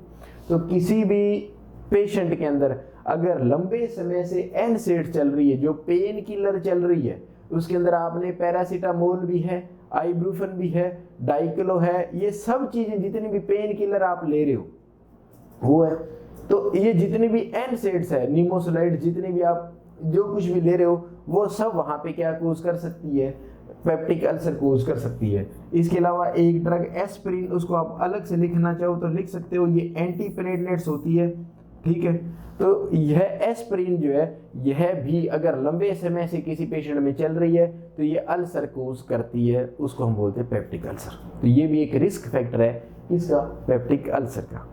इसके अलावा वो कहता है किसी पेशेंट में अगर वहां पे लंबे समय तक कोर्टिकोस्टेरॉइड्स चल रहा है, या जिसको आप नॉर्मल स्टेरॉइड्स भी बोल रहे हो, अगर किसी पेशेंट में लंबे समय से स्टेरॉइड्स चल रहे हैं, अब स्टेरॉइड्स जिनके अंदर बहुत ज़्यादा इन्फ्लामेशन हो, उनके अंदर जिस तरह किसी के अंदर वहाँ पे कोई ऑर्गन ट्रांसप्लांट हुआ है, उन पेशेंटों के अंदर, किसी के अंदर ऑटो इम्यून डिजीज है, उन पेशेंटों के अंदर हम बहुत लंबे समय तक वहाँ पे स्टेरॉइड चलाते हैं। तो कोई भी कंडीशन हो, जिस तरह रूमेटिक आर्थराइटिस है, वो भी इन्फ्लामेशन वाली डिजीज है, तो उसमें इन्फ्लामेशन को कम करने के लिए हम वहाँ पे स्टेरॉइड यूज करते हैं, ठीक है। तो कहता है जहां पे भी स्टेरॉइड अगर लंबे समय तक चल रहा है तो वहां पे रिस्क फैक्टर रहेगा पेप्टिक अल्सर डिजीज के लिए। तो हम बोल सकते हैं प्रोलॉन्ग यूज ऑफ कोर्टिकोस्टेरॉइड्स। जो कोर्टिकोस्टेरॉइड्स का बहुत लंबे समय तक अगर हम यूज कर रहे हैं तो वो एक रिस्क फैक्टर है किसके लिए, पेप्टिक अल्सर के लिए। इसके अलावा वो कहता है और वहाँ पे क्या है, तो वो कहता है कि कुछ एक कंडीशंस हैं जिनकी वजह से वहाँ पे कहता है कि पेप्टिक अल्सर जो है वो कोज हो सकता है। ठीक है, तो अभी एक बारी आप इनको रिवाइज कर लीजिए, फिर हम अगली जो बात करेंगे। पहला है एच पाइलोरी जो कि मोस्ट कॉमन कोज है, उसके बाद में alcohol consumption, cigarette smoking, tobacco chewing,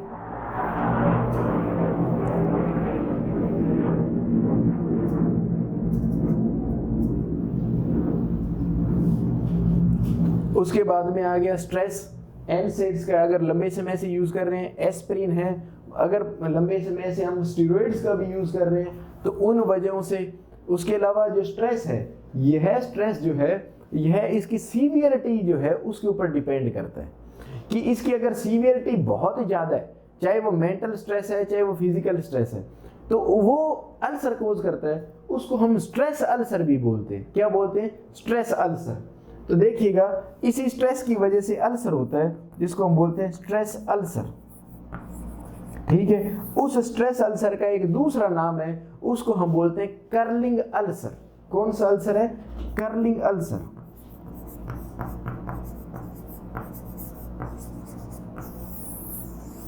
curling ulcer, इसको स्ट्रेस अल्सर या कर्लिंग अल्सर भी बोलते हैं।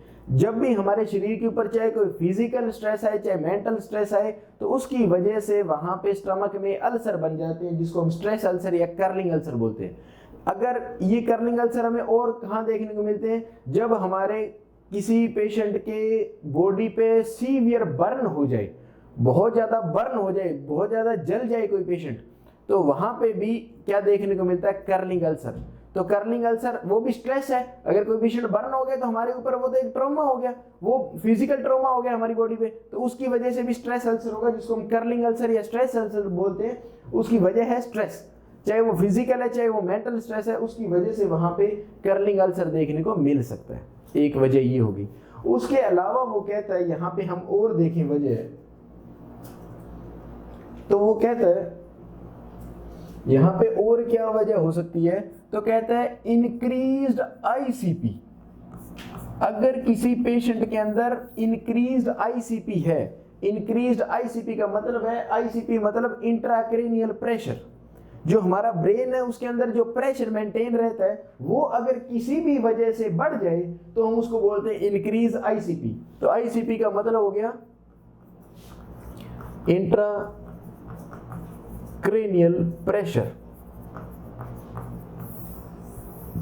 इंट्राक्रेनियल प्रेशर, यह इंट्राक्रेनियल प्रेशर अगर बढ़ जाता है, अगर वो बढ़ जाता है तो वो अल्सर कोज करता है जिसको हम बोलते हैं कुशिंग अल्सर। क्या नाम देते हैं? Cushing ulcer. क्या नाम देंगे? Cushing ulcer. तो ये आईसीपी बढ़ने से अल्सर कोज कर दिया जिसको हमने बोल दिया कुशिंग अल्सर। तो अगर इंक्रीज आईसीपी भी होता है तो भी वहां पे रिस्क रहेगा जिसको हम बोलते हैं कुशिंग अल्सर। एक और वर्ड यूज करते हैं,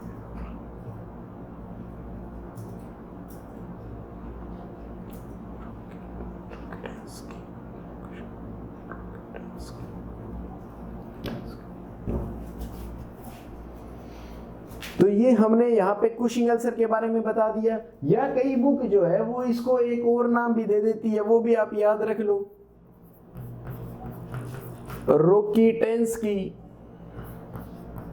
रोकीटेंस्की कुशिंग सिंड्रोम।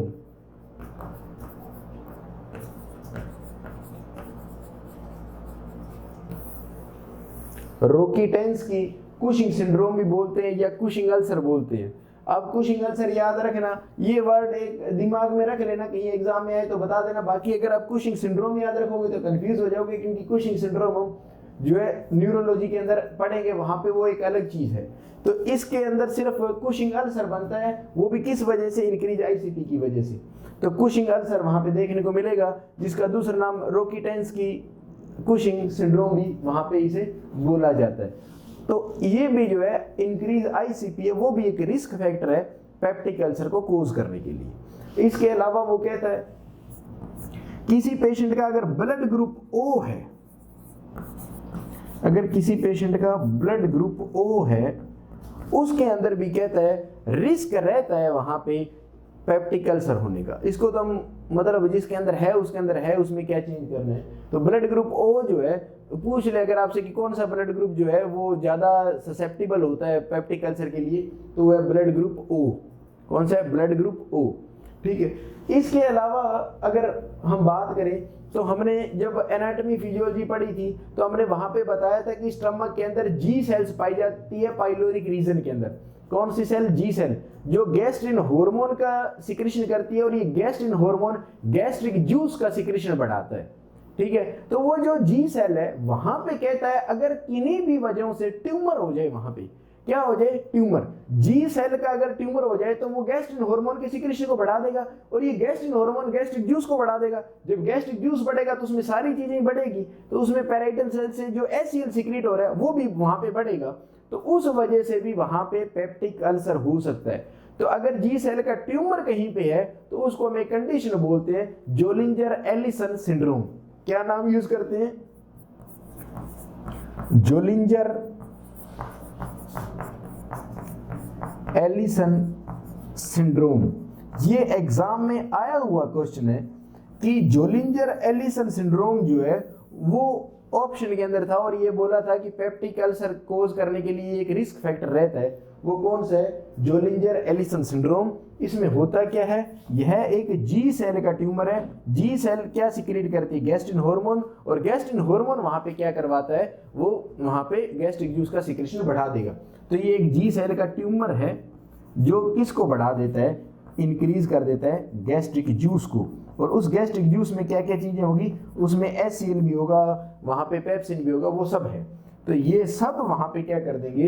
पेप्टिक अल्सर का वहां पे कोज जो है वो ये बन सकते हैं, या रिस्क फैक्टर वहां पे ये बन सकते हैं। तो इनके अंदर अगर हम इसे रिवाइज करके देखें कौन कौन से कारण वहां पे हो सकते हैं, तो देखिएगा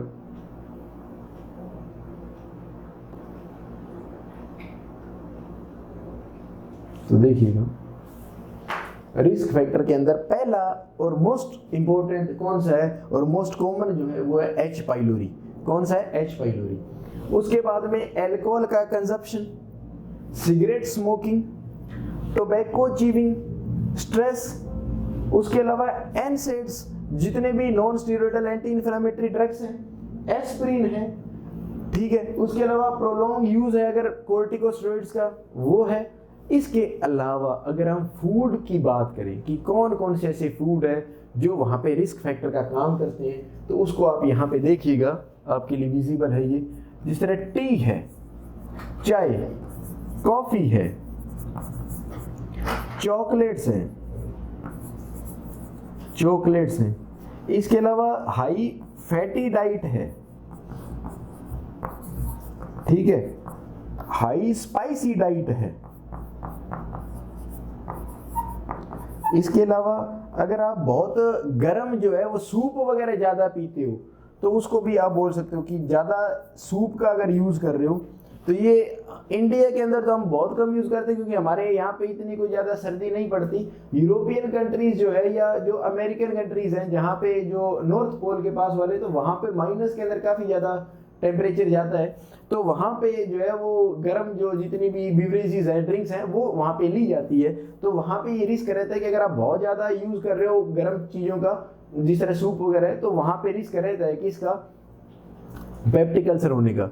तो वहाँ पे चाय है, कॉफ़ी है, चॉकलेट्स है, अगर फैटी डाइट ज़्यादा ले रहे हो, इसका रीज़न भी मैंने आपको बताया था कि जो फैट अगर आप ज़्यादा ले रहे हो तो स्टमक को खाली होने में टाइम ज़्यादा लगता है। जब टाइम ज़्यादा लगेगा तो वहाँ पे एचसीएल का सिक्रेशन ज़्यादा होगा क्योंकि फैट को वहाँ पे गलाने में टाइम लगता है, तो वहाँ पे एचसीएल का ज़्यादा सिक्रेशन होगा, तो उसकी वजह से वहाँ पे अल्सर होने का खतरा रहेगा। इसके अलावा अगर आप स्पाइसी डाइट ज़्यादा ले रहे हो तो भी वहाँ पे रिस्क रहेगा। अगर आप गर्म चीज़ें ज़्यादा ले रहे हो, जो सूप है, उससे भी वहाँ पे आपको रिस्क रहेगा। तो एस्पिरिन, प्रोलॉन्ग स्टेरॉइड्स है, tobacco chewing, cigarette, alcohol, stress ulcer, curling ulcer जिसको बोला, जिसमें कर्लिंग अल्सर अगर किसी पेशेंट के अंदर सीवियर बर्न हो गया तो वहां पे भी अगर अल्सर बनता है पेप्टिक अल्सर के रूप में, तो उसको हम कर्लिंग अल्सर या स्ट्रेस अल्सर भी बोलते हैं। फिर नेक्स्ट वहां पे अगर आईसीपी इंक्रीज है, उसकी वजह से अल्सर हो रहा है, तो कुशिंग अल्सर, या उसको हम क्या बोल देते हैं, रोकिटेंस्की कुशिंग सिंड्रोम, या जिनका ब्लड ग्रुप ओ है उनके अंदर भी रिस्क रहेगा पेप्टिक अल्सर का। एक दूसरा है कि जी सेल के अंदर अगर ट्यूमर हो जाए तो वो भी जो है एसिड का सिक्रेशन इनडायरेक्टली बढ़ा देता है, उसको बोलते हैं जोलिंजर एलिसन सिंड्रोम। तो ये इतने रिस्क फैक्टर है, या इतने हम बोल सकते हैं कि इनमें से कई जो है मतलब लंबे समय तक रहेंगे तो वो कोज भी बन जाएंगे, लेकिन ये रिस्क फैक्टर सारे ही है। लेकिन इसमें सबसे इंपॉर्टेंट है एच पाइलोरी। अगर पूछा जाए मोस्ट कॉमन कौन सा है तो आपको पता होना चाहिए वो है एच पाइलोरी, जो है वो मोस्ट कॉमन रिस्क फैक्टर या मोस्ट कॉमन पॉजिटिव एजेंट है या पॉजिटिव ऑर्गेनिज्म है या मोस्ट कॉमन कोज है इसका पेप्टिक अल्सर डिजीज का। तो अभी तक हमने नॉर्मल बेसिक इंट्रोडक्शन और वहां पे उसके कोजेस के बारे में और रिस्क फैक्टर के बारे में बात की है। ठीक है, अब हम जो नेक्स्ट देखने वाले हैं वो है उसके क्लिनिकल मैनिफेस्टेशन, कि वहां पे सिम्टम्स क्या आएंगे, कैसे पता लगेगा कि पेप्टिक अल्सर वहां पे हो गया, फिर हम उसका कैसे डायग्नोस करेंगे और कैसे ट्रीटमेंट करेंगे। तो अब हम नेक्स्ट देख रहे हैं वहां पे उसके क्लिनिकल मैनिफेस्टेशंस। ये जो है वो सबसे इंपॉर्टेंट पोर्शन है इस पेप्टिक अल्सर डिजीज का, जहां से क्वेश्चन आने के सबसे ज्यादा चांस है, वो है पेप्टिक अल्सर के क्लिनिकल मैनिफेस्टेशंस। तो देखिएगा,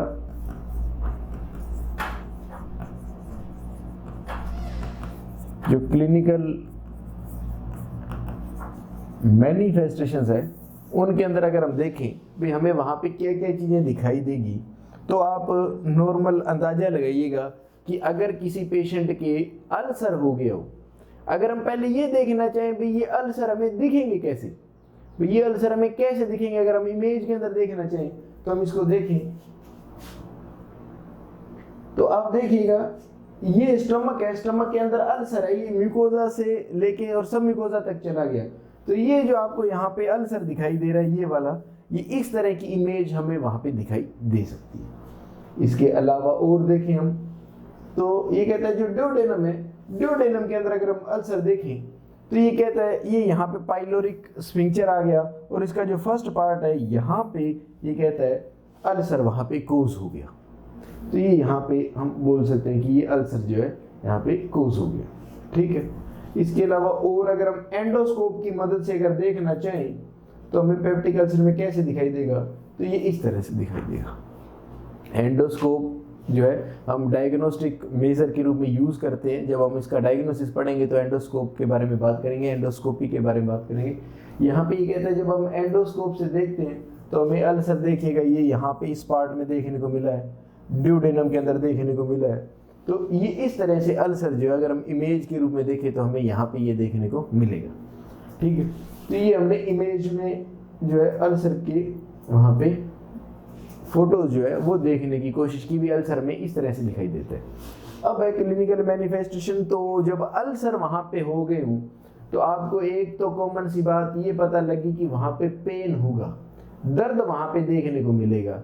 दूसरी बात अगर हम वहाँ पे करें कि जब दर्द वहाँ पे होगा तो आपका खाने का जी करेगा क्या? नहीं करेगा।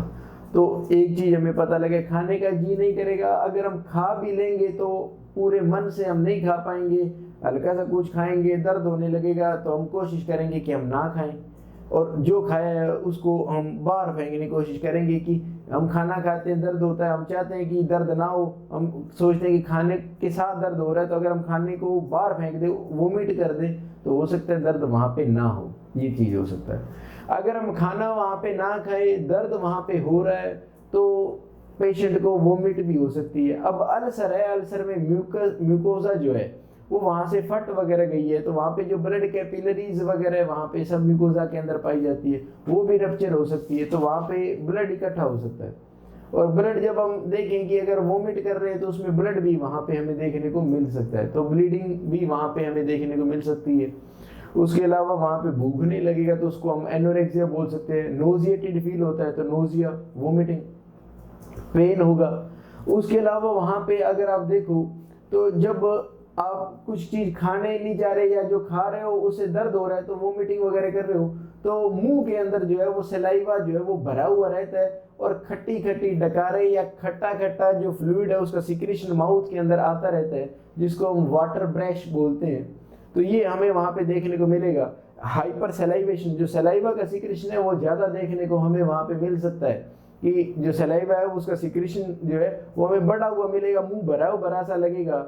उसके अलावा अगर आप कुछ खा पी भी लोगे तो भी वो वहाँ पे आपको इनडाइजेशन वाला सा फील होगा, वहाँ पे पेट जो है वो फूला हुआ रह सकता है वहाँ पे।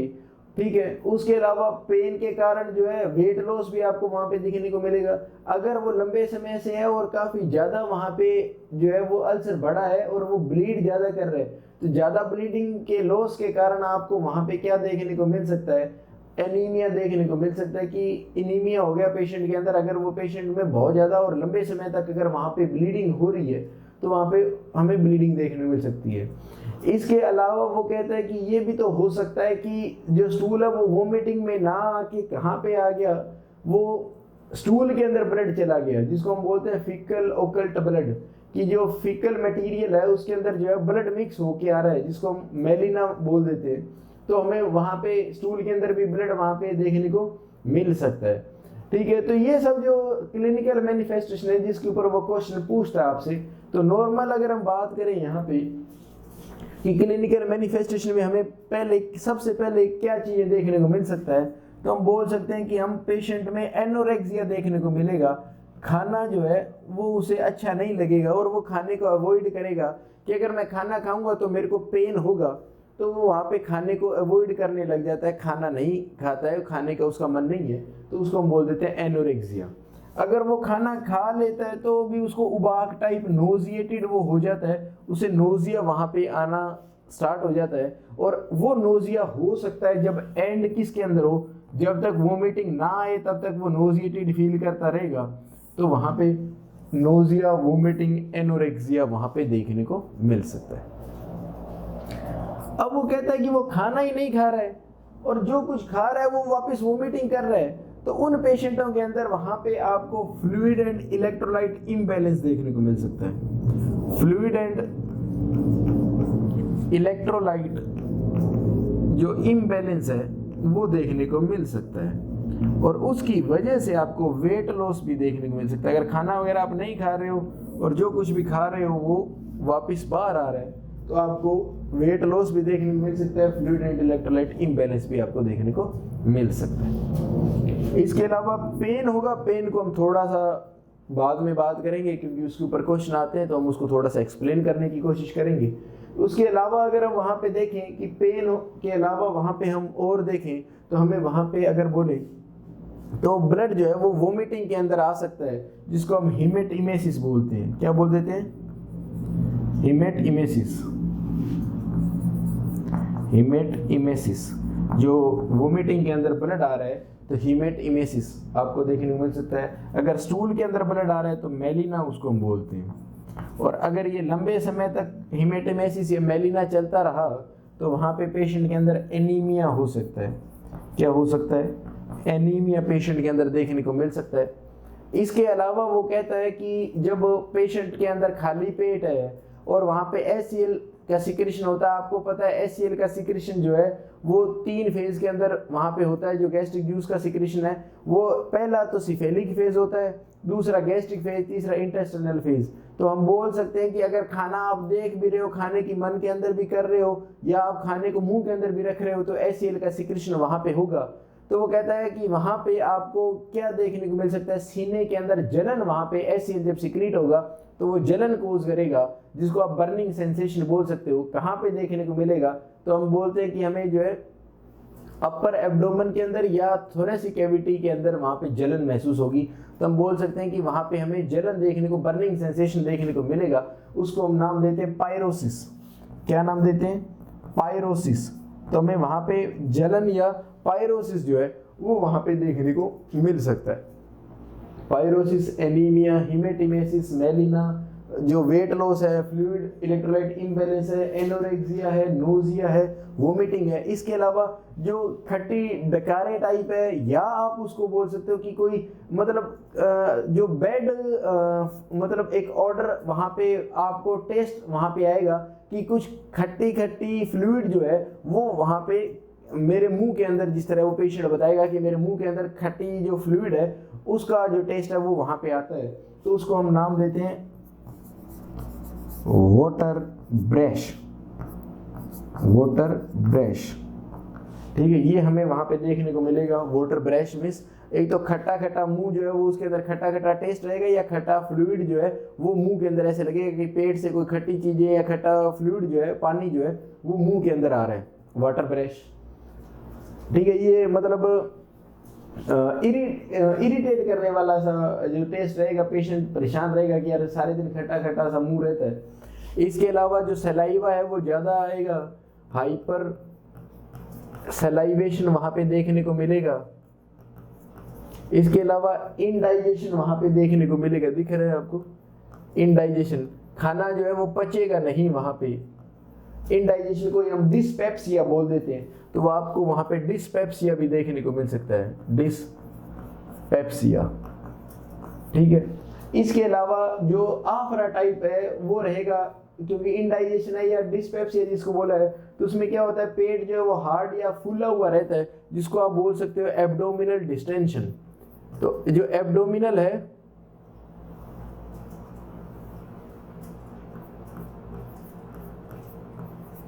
जो एब्डोमिनल डिस्टेंशन, जो पेट है वो फूला फूला सा रहेगा, तो एब्डोमिनल डिस्टेंशन वहां पे आपको देखने को मिलेगा। ठीक है, तो ये कॉमनली सिम्टम्स हैं जो आपको देखने को मिलता है, और यूजुअली जो है आप में से कईयों ने इन सिम्टम्स को कभी न कभी फेस किया होगा। अगर लंबे समय तक हो तो वहाँ पे अल्सर कोई करता है, लेकिन कई बार जो है नॉर्मली हमारे गैस वगैरह बन जाती है, खाली पेट चाय वगैरह ज़्यादा पीते हैं तो भी हमें ये सिम्टम दिखाई देते हैं। अब जो मेन है वो है पेन का सिम्टम। पेन जो होगा, जो पेन होगा वो शार्प पेन होगा, तेज पेन आपको वहां पे देखने को मिलेगा, शार्प पेन। पेन की नेचर कैसी होगी, वो तीखा पेन होगा, शार्प। अब हम बात करेंगे इसकी लोकेशन कहां पे होगी, पेन की लोकेशन कहां पे होगी। अब ये कहता है लोकेशन का हमें तब पता लगेगा जब हमें ये पता हो कि पेशेंट के अंदर गैस्ट्रिक अल्सर है कि ड्यूडेनल अल्सर है कि इसोफेजियल अल्सर है। अगर तो इसोफेजियल अल्सर है तो हमें थोरेसिक कैविटी के अंदर पेन जो है वो देखने को मिलेगा।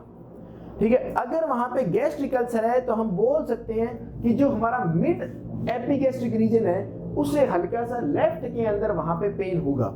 ठीक है, अगर ड्यूडेनम के अंदर है तो हमें एपिगैस्ट्रिक रीजन के अंदर वहां पे पेन होगा, तो हम उस हिसाब से वहां पे बोल सकते हैं। तो इसकी लोकेशन की अगर हम बात करें तो हम बोल सकते हैं कि मोस्टली कौन से अल्सर देखने को मिलते हैं, ड्यूडेनल अल्सर, और दूसरे नंबर पे आता है गैस्ट्रिक अल्सर। तो हम यहाँ पे जो लोकेशन बताते हैं वो बताते हैं मिड एपिगैस्ट्रिक और लेफ्ट टू एपिगैस्ट्रिक, या तो मिड एपिगैस्ट्रिक जो एपिगैस्ट्रिक रीजन है उसके बिल्कुल बीच में पेन होगा, अभी हम देखते हैं वो रीजन, या उससे लेफ्ट जो है वहां पे आपको पेन दिखाई देगा। Left to mid epigastric region को हम क्या बोल सकते हैं, pain in left upper quadrant. जो लेफ्ट अपर क्वाड्रेंट है उसके अंदर वहां पे पेन हो सकता है, लेफ्ट अपर क्वाड्रेंट के अंदर पेन हो सकता है। देखिएगा, अगर तो हम इसको 4 हिस्सों के अंदर बांटे एब्डोमिनल कैविटी को, तो एब्डोमिनल कैविटी को अगर हम 4 हिस्सों में बांटे तो हम बोल सकते हैं कि लेफ्ट जो अपर क्वाड्रेंट ये वाला जो रीजन है वहां पे पेन दिखाई देगा। यूजुअली अगर वहां पेन दिखाई दे रहे तो हम बोलते हैं कि स्टमक के अंदर अल्सर है, गैस्ट्रिक अल्सर है वहां पे। ठीक है, अगर हम इसको 9 क्वाड्रेंट के अंदर बांट दें, ठीक है, तो ये आपके वहां पे आ गया लेफ्ट हाइपोकोंड्रिक रीजन,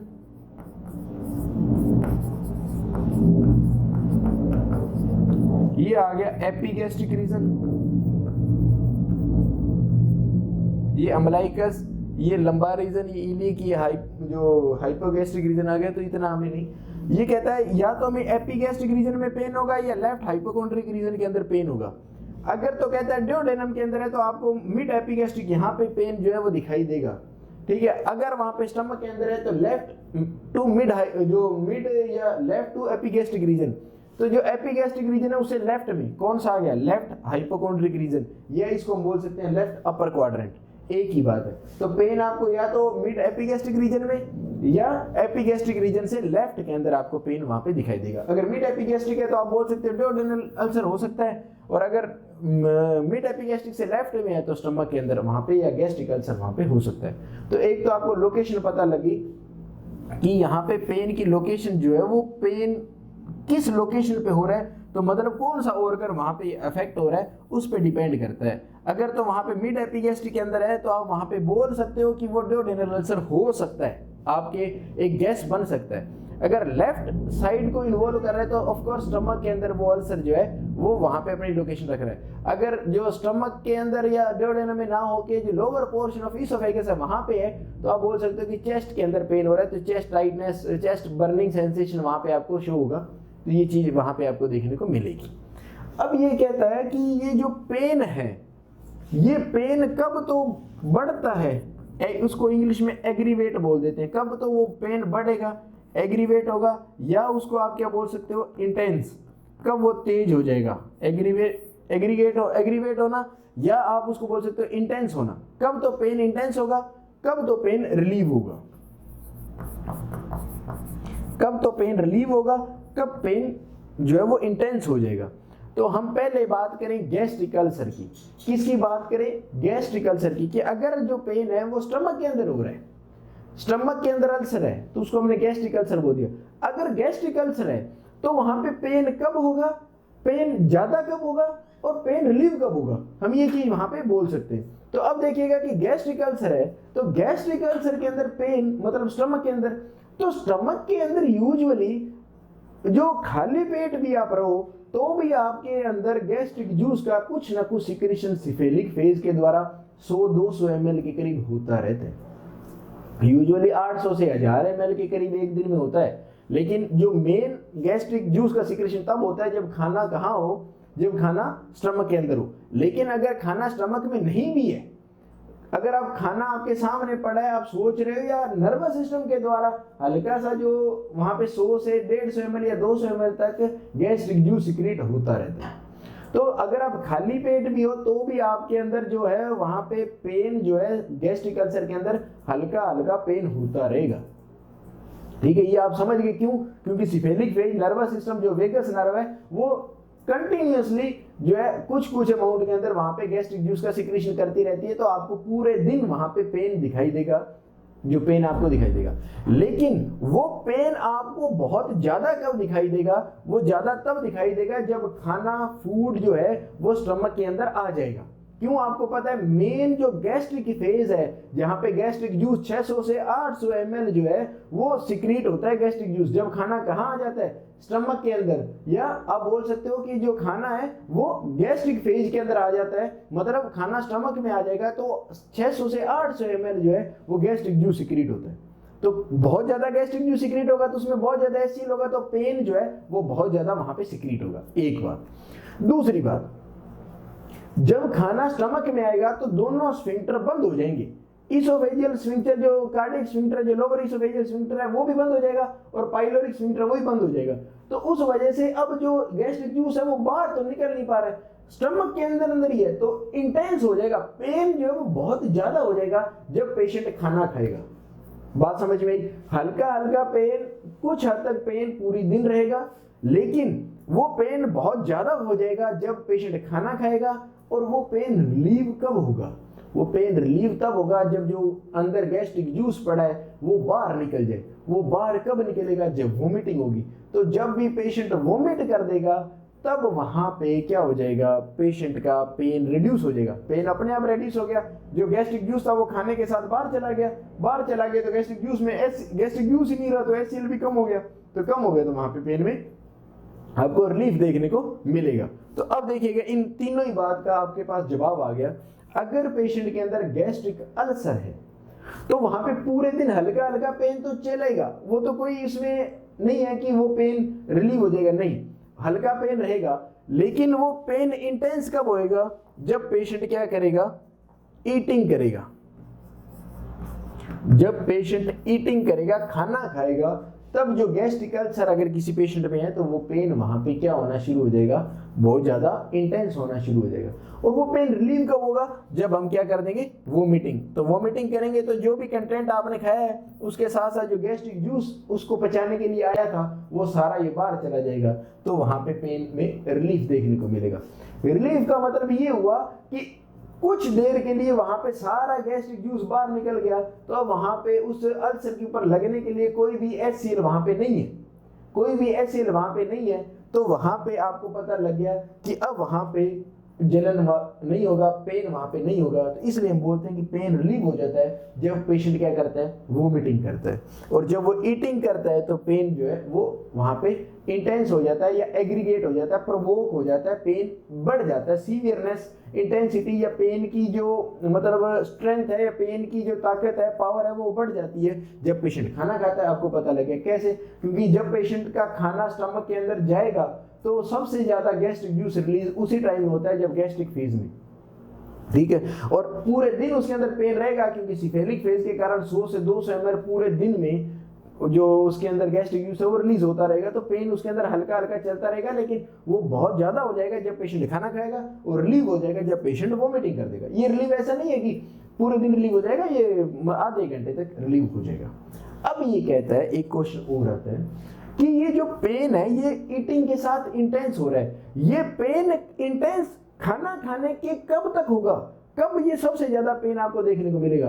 तो आपको पता है कि जब आप खाना खाते हो तो वो खाना जो है वो स्टमक के अंदर जाता है। हमने एनाटॉमी के अंदर भी पढ़ा था कि यूजुअली 15-20 मिनट तक जो है वो खाना कार्डियक और फंडस रीजन के अंदर ही पड़ा रहता है। जो कार्डियक और फंडस रीजन है उसके अंदर पड़ा रहता है। और जो HCl को सिक्रेट करने वाली पैराइटल सेल है वो मोस्टली कहाँ होती है? बॉडी पार्ट के अंदर होती है। कहाँ होती है? बॉडी पार्ट के अंदर। तो जब खाना HCl के कांटेक्ट में आएगा तब वहां पे जब खाना HCl बॉडी पार्ट में आएगा तो HCl ज्यादा सिक्रेट होना वहां पे स्टार्ट होगा। तो जब खाना बॉडी पार्ट में जाएगा तो उसको वहां पे 20 से 30 मिनट लग जाएंगे। और वो खाना वहां पे कितने टाइम तक रहेगा? तो वो यूजुअली वहां पे 1 घंटे तक रहेगा। तो ये कहता है खाना खाने के 30 से 60 मिनट में, खाना खाने के 30 से 60 मिनट के अंदर वहां पे पेन जो है अगर वो बहुत ज्यादा इंटेंस हो जाता है तो आप बोल सकते हो कि वो पेन कौन सा है? गैस्ट्रिक अल्सर का पेन है। कौन सा पेन है? गैस्ट्रिक अल्सर का पेन है, जो 30 से 60 मिनट में अगर वो बहुत ज्यादा सीवियर हो जाए, पेशेंट दर्द के मारे चीखने लग जाए और वो कोशिश करे कि कैसे भी करके ये खाना जो है वो बाहर आ जाए, और वो मुंह के अंदर उंगली डाल के इतना परेशान हो जाता है कि मुंह के अंदर वो उंगली डाल के और वोमिट कर देता है, और फिर उसको रिलैक्स मिलता है। और उसके बाद में वो धीरे धीरे खाना जो है उसे डरने लग जाता है कि मैं खाना नहीं खाऊंगा, खाना खाऊंगा तो मेरे को पेन होगा। तो ये हमने गैस्ट्रिक अल्सर के पेन के बारे में बात की कि यूजुअली तो पेन पूरे दिन ही वहां पे चलेगा, लेकिन पेन जो है इंटेंस हो जाएगा जब पेशेंट खाना खाएगा, और खाना खाने के 30 से 60 मिनट तक उसको इंटेंस पेन होगा। मतलब जो खाना खाया उसके 30 मिनट में पेन होना, 20 से 30 मिनट में पेन होना स्टार्ट हो जाता है, और वो 1 घंटे तक पेन रहता है क्योंकि तब तक खाना स्टमक में रहेगा, उसके बाद में वो आगे चला जाता है। ठीक है, 30 से 60 मिनट में इंटेंस पेन होगा, और वो पेन रिलीव कैसे हो जाएगा? जब पेशेंट वोमिटिंग करेगा तो टेम्परेरीली वो पेन रिलीव हो जाएगा। ऐसा नहीं कि परमानेंटली हो जाएगा, वो पेन मतलब आधे घंटे तक मतलब रिलीव रहेगा, क्योंकि उस अब स्टमक के अंदर कोई भी चीज है नहीं, तो अब गैस्ट्रिक जूस है वो बहुत कम अमाउंट में सिक्रेट होगा, तो वहां पे पेन में रिलीफ वहां पे महसूस होगा। ये हमने बात करी इसकी गैस्ट्रिक अल्सर की बात की। अब अगर हम बात करें ड्यूडेनल अल्सर की, तो ड्यूडेनल अल्सर की बात करें तो ये सेम चीज वहां पे है कि पेन की लोकेशन क्या है, पेन इंटेंस कब होगा, पेन रिलीव कब होगा, इसके बारे में। ठीक है, और पेन जो है वो कब वहां पे आपको दिखाई देगा। तो अब देखिएगा, अब देखिए इसकी लोकेशन की हमने बात कर ली थी कि इसकी लोकेशन मिड जो एपिगैस्ट्रिक रीजन है वहां पे जो है पेन जो है वो हमें वहां पे दिखाई देगा। तो ये हमने मिड एपिगैस्ट्रिक रीजन के लिए टाइम में बताया था कि ड्यूडेनल अल्सर में पेन जो है मिड एपिगैस्ट्रिक रीजन के अंदर आपको दिखाई देगा। अब ये कहता है कि ये पेन एग्रीवेट कब होगा या ये पेन रिलीव कब होगा, मतलब इंटेंस बहुत ज्यादा कब होगा और ये रिलीव कब होगा। तो अब नॉर्मल से आप बात सोचिए, जब पेशेंट खाली पेट है, जब पेशेंट खाली पेट है तो उसके अंदर हल्का सा सिफेलिक फेज में HCl रिलीज हो रहा है। ठीक है, वो HCl स्टमक के अंदर रिलीज हो रहा है, वो रिलीज होता हुआ आगे कहां जाएगा? इंटेस्टाइन के अंदर जाएगा। क्यों? क्योंकि अब जब स्टमक खाली पड़ा है तो उसके स्फिंक्चर है वो रिलैक्स पड़े हैं, स्फिंक्चर रिलैक्स पड़े हैं, उसको कोई मतलब दिक्कत ही नहीं है। अगर वहां पे खाना आएगा तो स्फिंक्चर क्लोज होंगे तो वो बंद होंगे। तो अब क्या हो रहा है कि जो अल्सर ड्यूडेनम के अंदर पड़ा है वो अल्सर HCl हल्का फुल्का जो आ रहा है स्टमक से, वो अल्सर को क्या कर रहा है? पेन कर रहा है। वो क्या कर रहा है? पेन। अब हमने गैस्ट्रिक अल्सर में भी बताया था कि पूरे दिन वहां पे पेन होता रहेगा, ड्यूडेनम के अंदर भी पूरे दिन वहां पे हल्का हल्का पेन होता रहेगा। ये तो कॉमन चीज है, अभी अल्सर है तो पेन होगा, दोनों अल्सर के अंदर ही कंटिन्यूअसली पेन जो पूरे दिन आपको देखने को मिलेगा। लेकिन कहते हैं जैसे ही खाना स्टमक के अंदर आएगा, अब अल्सर स्टमक में नहीं है, अब अल्सर कहाँ है, ड्यूडेनम के अंदर है। तो जैसे ही खाना स्टमक के अंदर आया, स्टमक ने अपने दोनों स्फिंक्टर को बंद कर दिया, उसने ऊपर जो कार्डिक स्फिंक्टर लगा वो उसको भी बंद कर दिया और नीचे जो पाइलोरिक स्फिंक्टर है उसको भी बंद कर लिया। अब जो खाना कहाँ पे है, स्टमक के अंदर, और अब जब पाइलोरिक स्फिंक्टर बंद हो गया तो वहां से HCl भी आना बंद हो गया। अब HCl आएगा कहाँ से, स्टमक से। स्टमक के लिए तो अपने दोनों दरवाजे बंद कर लिए, अब अल्सर कहाँ है, ड्यूडेनम में। अब वहां पे आप इमेजिन करिए, जब वहां पे HCl पाइलोरिक स्फिंक्टर के बंद होने की वजह से ड्यूडेनम में आ ही नहीं रहा, तो वहां पे अब दर्द होगा क्या, नहीं होगा। जब दर्द नहीं होगा तो हम बोल सकते हैं कि ये पेन कब रिलीव होता है, जब पेशेंट ईटिंग करता है। कब, जब पेशेंट ईटिंग करता है। अब देखिए इंटरेस्टिंग चीज, स्टमक के अंदर जो गैस्ट्रिक अल्सर था वहां पे ईटिंग पे पेन तेज हो रहा था, और ड्यूडेनल अल्सर के अंदर ईटिंग करने पे पेन रिलीव हो रहा है। क्यों रिलीव हो रहा है, क्योंकि वो दोनों ही चीजें क्या होगी, उसने दोनों स्फिंक्टरों को बंद कर लिया। बंद कर लिया तो अब स्टमक से HCl है वो कहाँ नहीं जा पा रहा, ड्यूडेनम में नहीं जा पा रहा, तो वहां पे HCl की वजह से तो दर्द हो रहा था, वो अब दर्द बंद हो गया। तो यहाँ पे रिलीव कब होगा, ईटिंग के टाइम में। जब पेशेंट खाना खाएगा तब वहां पे पेन जो है वो रिलीव हो जाएगा। अब ये कहते हैं ये पेन तेज कब होगा, ये पेन ऑफ कोर्स तब तेज होगा जब खाना स्टमक से कहाँ चला जाएगा, ड्यूडेनम में। और स्टमक के अंदर खाना जो है वो 1.5 से 2 घंटे तक रुकता है।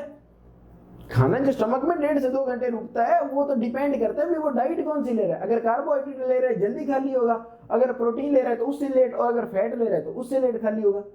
ठीक है, तो अगर वहां पे हम अंदाजा लगाएं तो हम वहां पे बोल सकते हैं कि 1 से 2 घंटे के अंदर अंदर वहां पे, या आप बोल सकते हो अगर फैट वगैरह लिए तो 2 से 3 घंटे के अंदर वहां पे आपको दर्द महसूस होगा। क्यों होगा दर्द महसूस, क्योंकि उसी दौरान तो खाना जो है वो कहाँ जाएगा, स्टमक से ड्यूडेनम में जाएगा। मतलब 1.5 से 2 घंटे के अंदर अंदर वो खाना जो है वो स्टमक से निकल जाता है। अगर फैट लिया है तो वो 2 घंटे से थोड़ा सा ज्यादा चला जाता है। तो आप मान सकते हो कि वो, हम बोल सकते हैं कि वो 1.5 से 3 घंटे के अंदर अंदर वहां पे जो है वो खाना ड्यूडेनम में जाएगा, और जैसे ही जाएगा उस खाने के अंदर क्या मिला हुआ है, HCl मिला हुआ है, और ड्यूडेनम में अल्सर है, तो वहां पे वो पेन करेगा कि नहीं करेगा, करेगा। तो ये कहते हैं ये पेन कब वहां पे एग्जैगरेट होगा, ये पेन जो है खाने के 2 से 3 घंटे बाद में होगा, जब खाना कहाँ होगा, व्हेन फूड इन ड्यूडेनम, जब खाना ड्यूडेनम में पहुंचेगा तब पेन जो है वो बहुत ज्यादा सीवियर हो जाएगा, इंटेंस हो जाएगा। और वो कब होगा, कितना, खाना खाने के कितने टाइम बाद में, तो हम बोल सकते हैं कि ये खाना खाने के 1 से 2 घंटे बाद में अगर नॉर्मली, और अगर फैट वगैरह लिए तो 2 घंटे से हल्का सा ज्यादा, कोई 2.5 घंटे हो जाएगा। तो 1 से 2 घंटे बाद में वहां पे आपको पेन दिखाई देगा खाना खाने की। तो वहां पे पेन दिखाई दे रहा था आधे घंटे से लेके 1 घंटे में, यहाँ पे पेन दिखाई देगा 1 से 2 घंटे बाद में, जहां पे जिस दौरान जो खाना स्टमक के अंदर था तो गैस्ट्रिक अल्सर होगा तो पेन तब तक होगा। जैसे ही ड्यूडेनल अल्सर में गया तो स्टमक वाला पेन तो बंद हो गया, क्योंकि अब सारा HCl कहाँ चला गया, ड्यूडेनम में। तो और जब ड्यूडेनम में अल्सर है तो जब खाना आएगा तो वहां पे पेन जो है वो स्टार्ट हो जाएगा। नॉर्मल सी बात है, जहां खाना रहेगा वहां पे पेन होगा। स्टमक में जब तक रहेगा तो गैस्ट्रिक अल्सर है तो स्टमक में उस 30 से 60 मतलब मिनट में पेन होगा। जैसे ही हम बोलते हैं कि 1 घंटे बाद में खाना ड्यूडेनम में आ जाएगा, अगर स्टमक के अंदर अल्सर है तो वो 1 घंटे तक ही दर्द करेगा, उसके बाद में दर्द नहीं करेगा, क्योंकि कहाँ आ गया खाना, ड्यूडेनम में। और अगर वहां पे देखिएगा, अगर स्टमक में अल्सर है तो 1 घंटे बाद में पेन बंद हो जाएगा। क्यों, क्योंकि वहां पे खाना कहाँ चला गया, ड्यूडेनम में। लेकिन उससे पहले पेशेंट जब वोमिटिंग कर देता है, क्योंकि दर्द ज्यादा होता है, अगर वो वोमिटिंग नहीं करे तो 1 घंटे बाद में दर्द है वो अपने आप कम हो जाएगा, क्योंकि खाना कहाँ चला जा रहा है, मतलब ड्यूडेनम के अंदर। और ड्यूडेनम अल्सर में खाना जैसे ही पहुंचेगा दर्द होगा तो 1 से 2 घंटे में वहां पे दर्द होना भी स्टार्ट हो जाएगा। तो ये दोनों चीजें जो है आपको कंसेप्ट उसका समझ आ गया तो आप उसको क्लियरली बता सकते हो कि कौन सी अल्सर में पेन कहाँ पे होगा और कौन से ड्यूरेशन के अंदर पेन होगा और वो रिलीव कब होगा। तो यहाँ पे कहता है नॉर्मल कि पेन मिड एपिगैस्ट्रिक रीजन के अंदर होगा, खाना खाने के 1 से 2 घंटे बाद में पेन स्टार्ट होगा, और जो पेन रिलीव कब होगा, जब पेशेंट खाना खाएगा। जैसे ही पेशेंट ने खाना खाया पाइलोरिक स्फिंक्टर बंद हुआ, होते ही वहां पे एसिड ने आना बंद किया, पेन रिलीव। और वो पेन स्टार्ट कब होगा? जब 1 से 2 घंटे बाद में खाना डुओडेनम में पहुंचेगा, तब वहां पे क्या स्टार्ट हो जाएगा? पेन स्टार्ट हो जाएगा। ये चीज आपको समझ आई? तो ये हमने बता दिया रिलीव कब होगा, एक्साग्रेट कब होगा, ठीक है। तो इसको आप एग्रीवेट या एक्साग्रेट भी बोलते हैं, एक एक्साग्रेट नाम भी सुन लेना, एक्साग्रेट।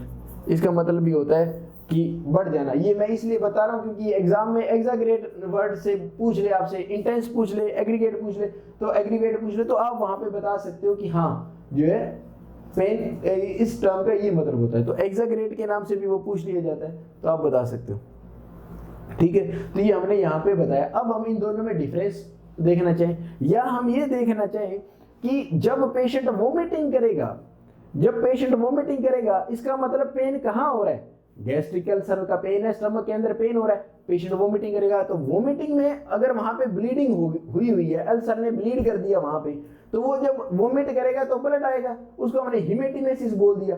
तो अगर तो गैस्ट्रिक अल्सर है तो आपको हिमेटिमेसिस देखने को मिलेगा।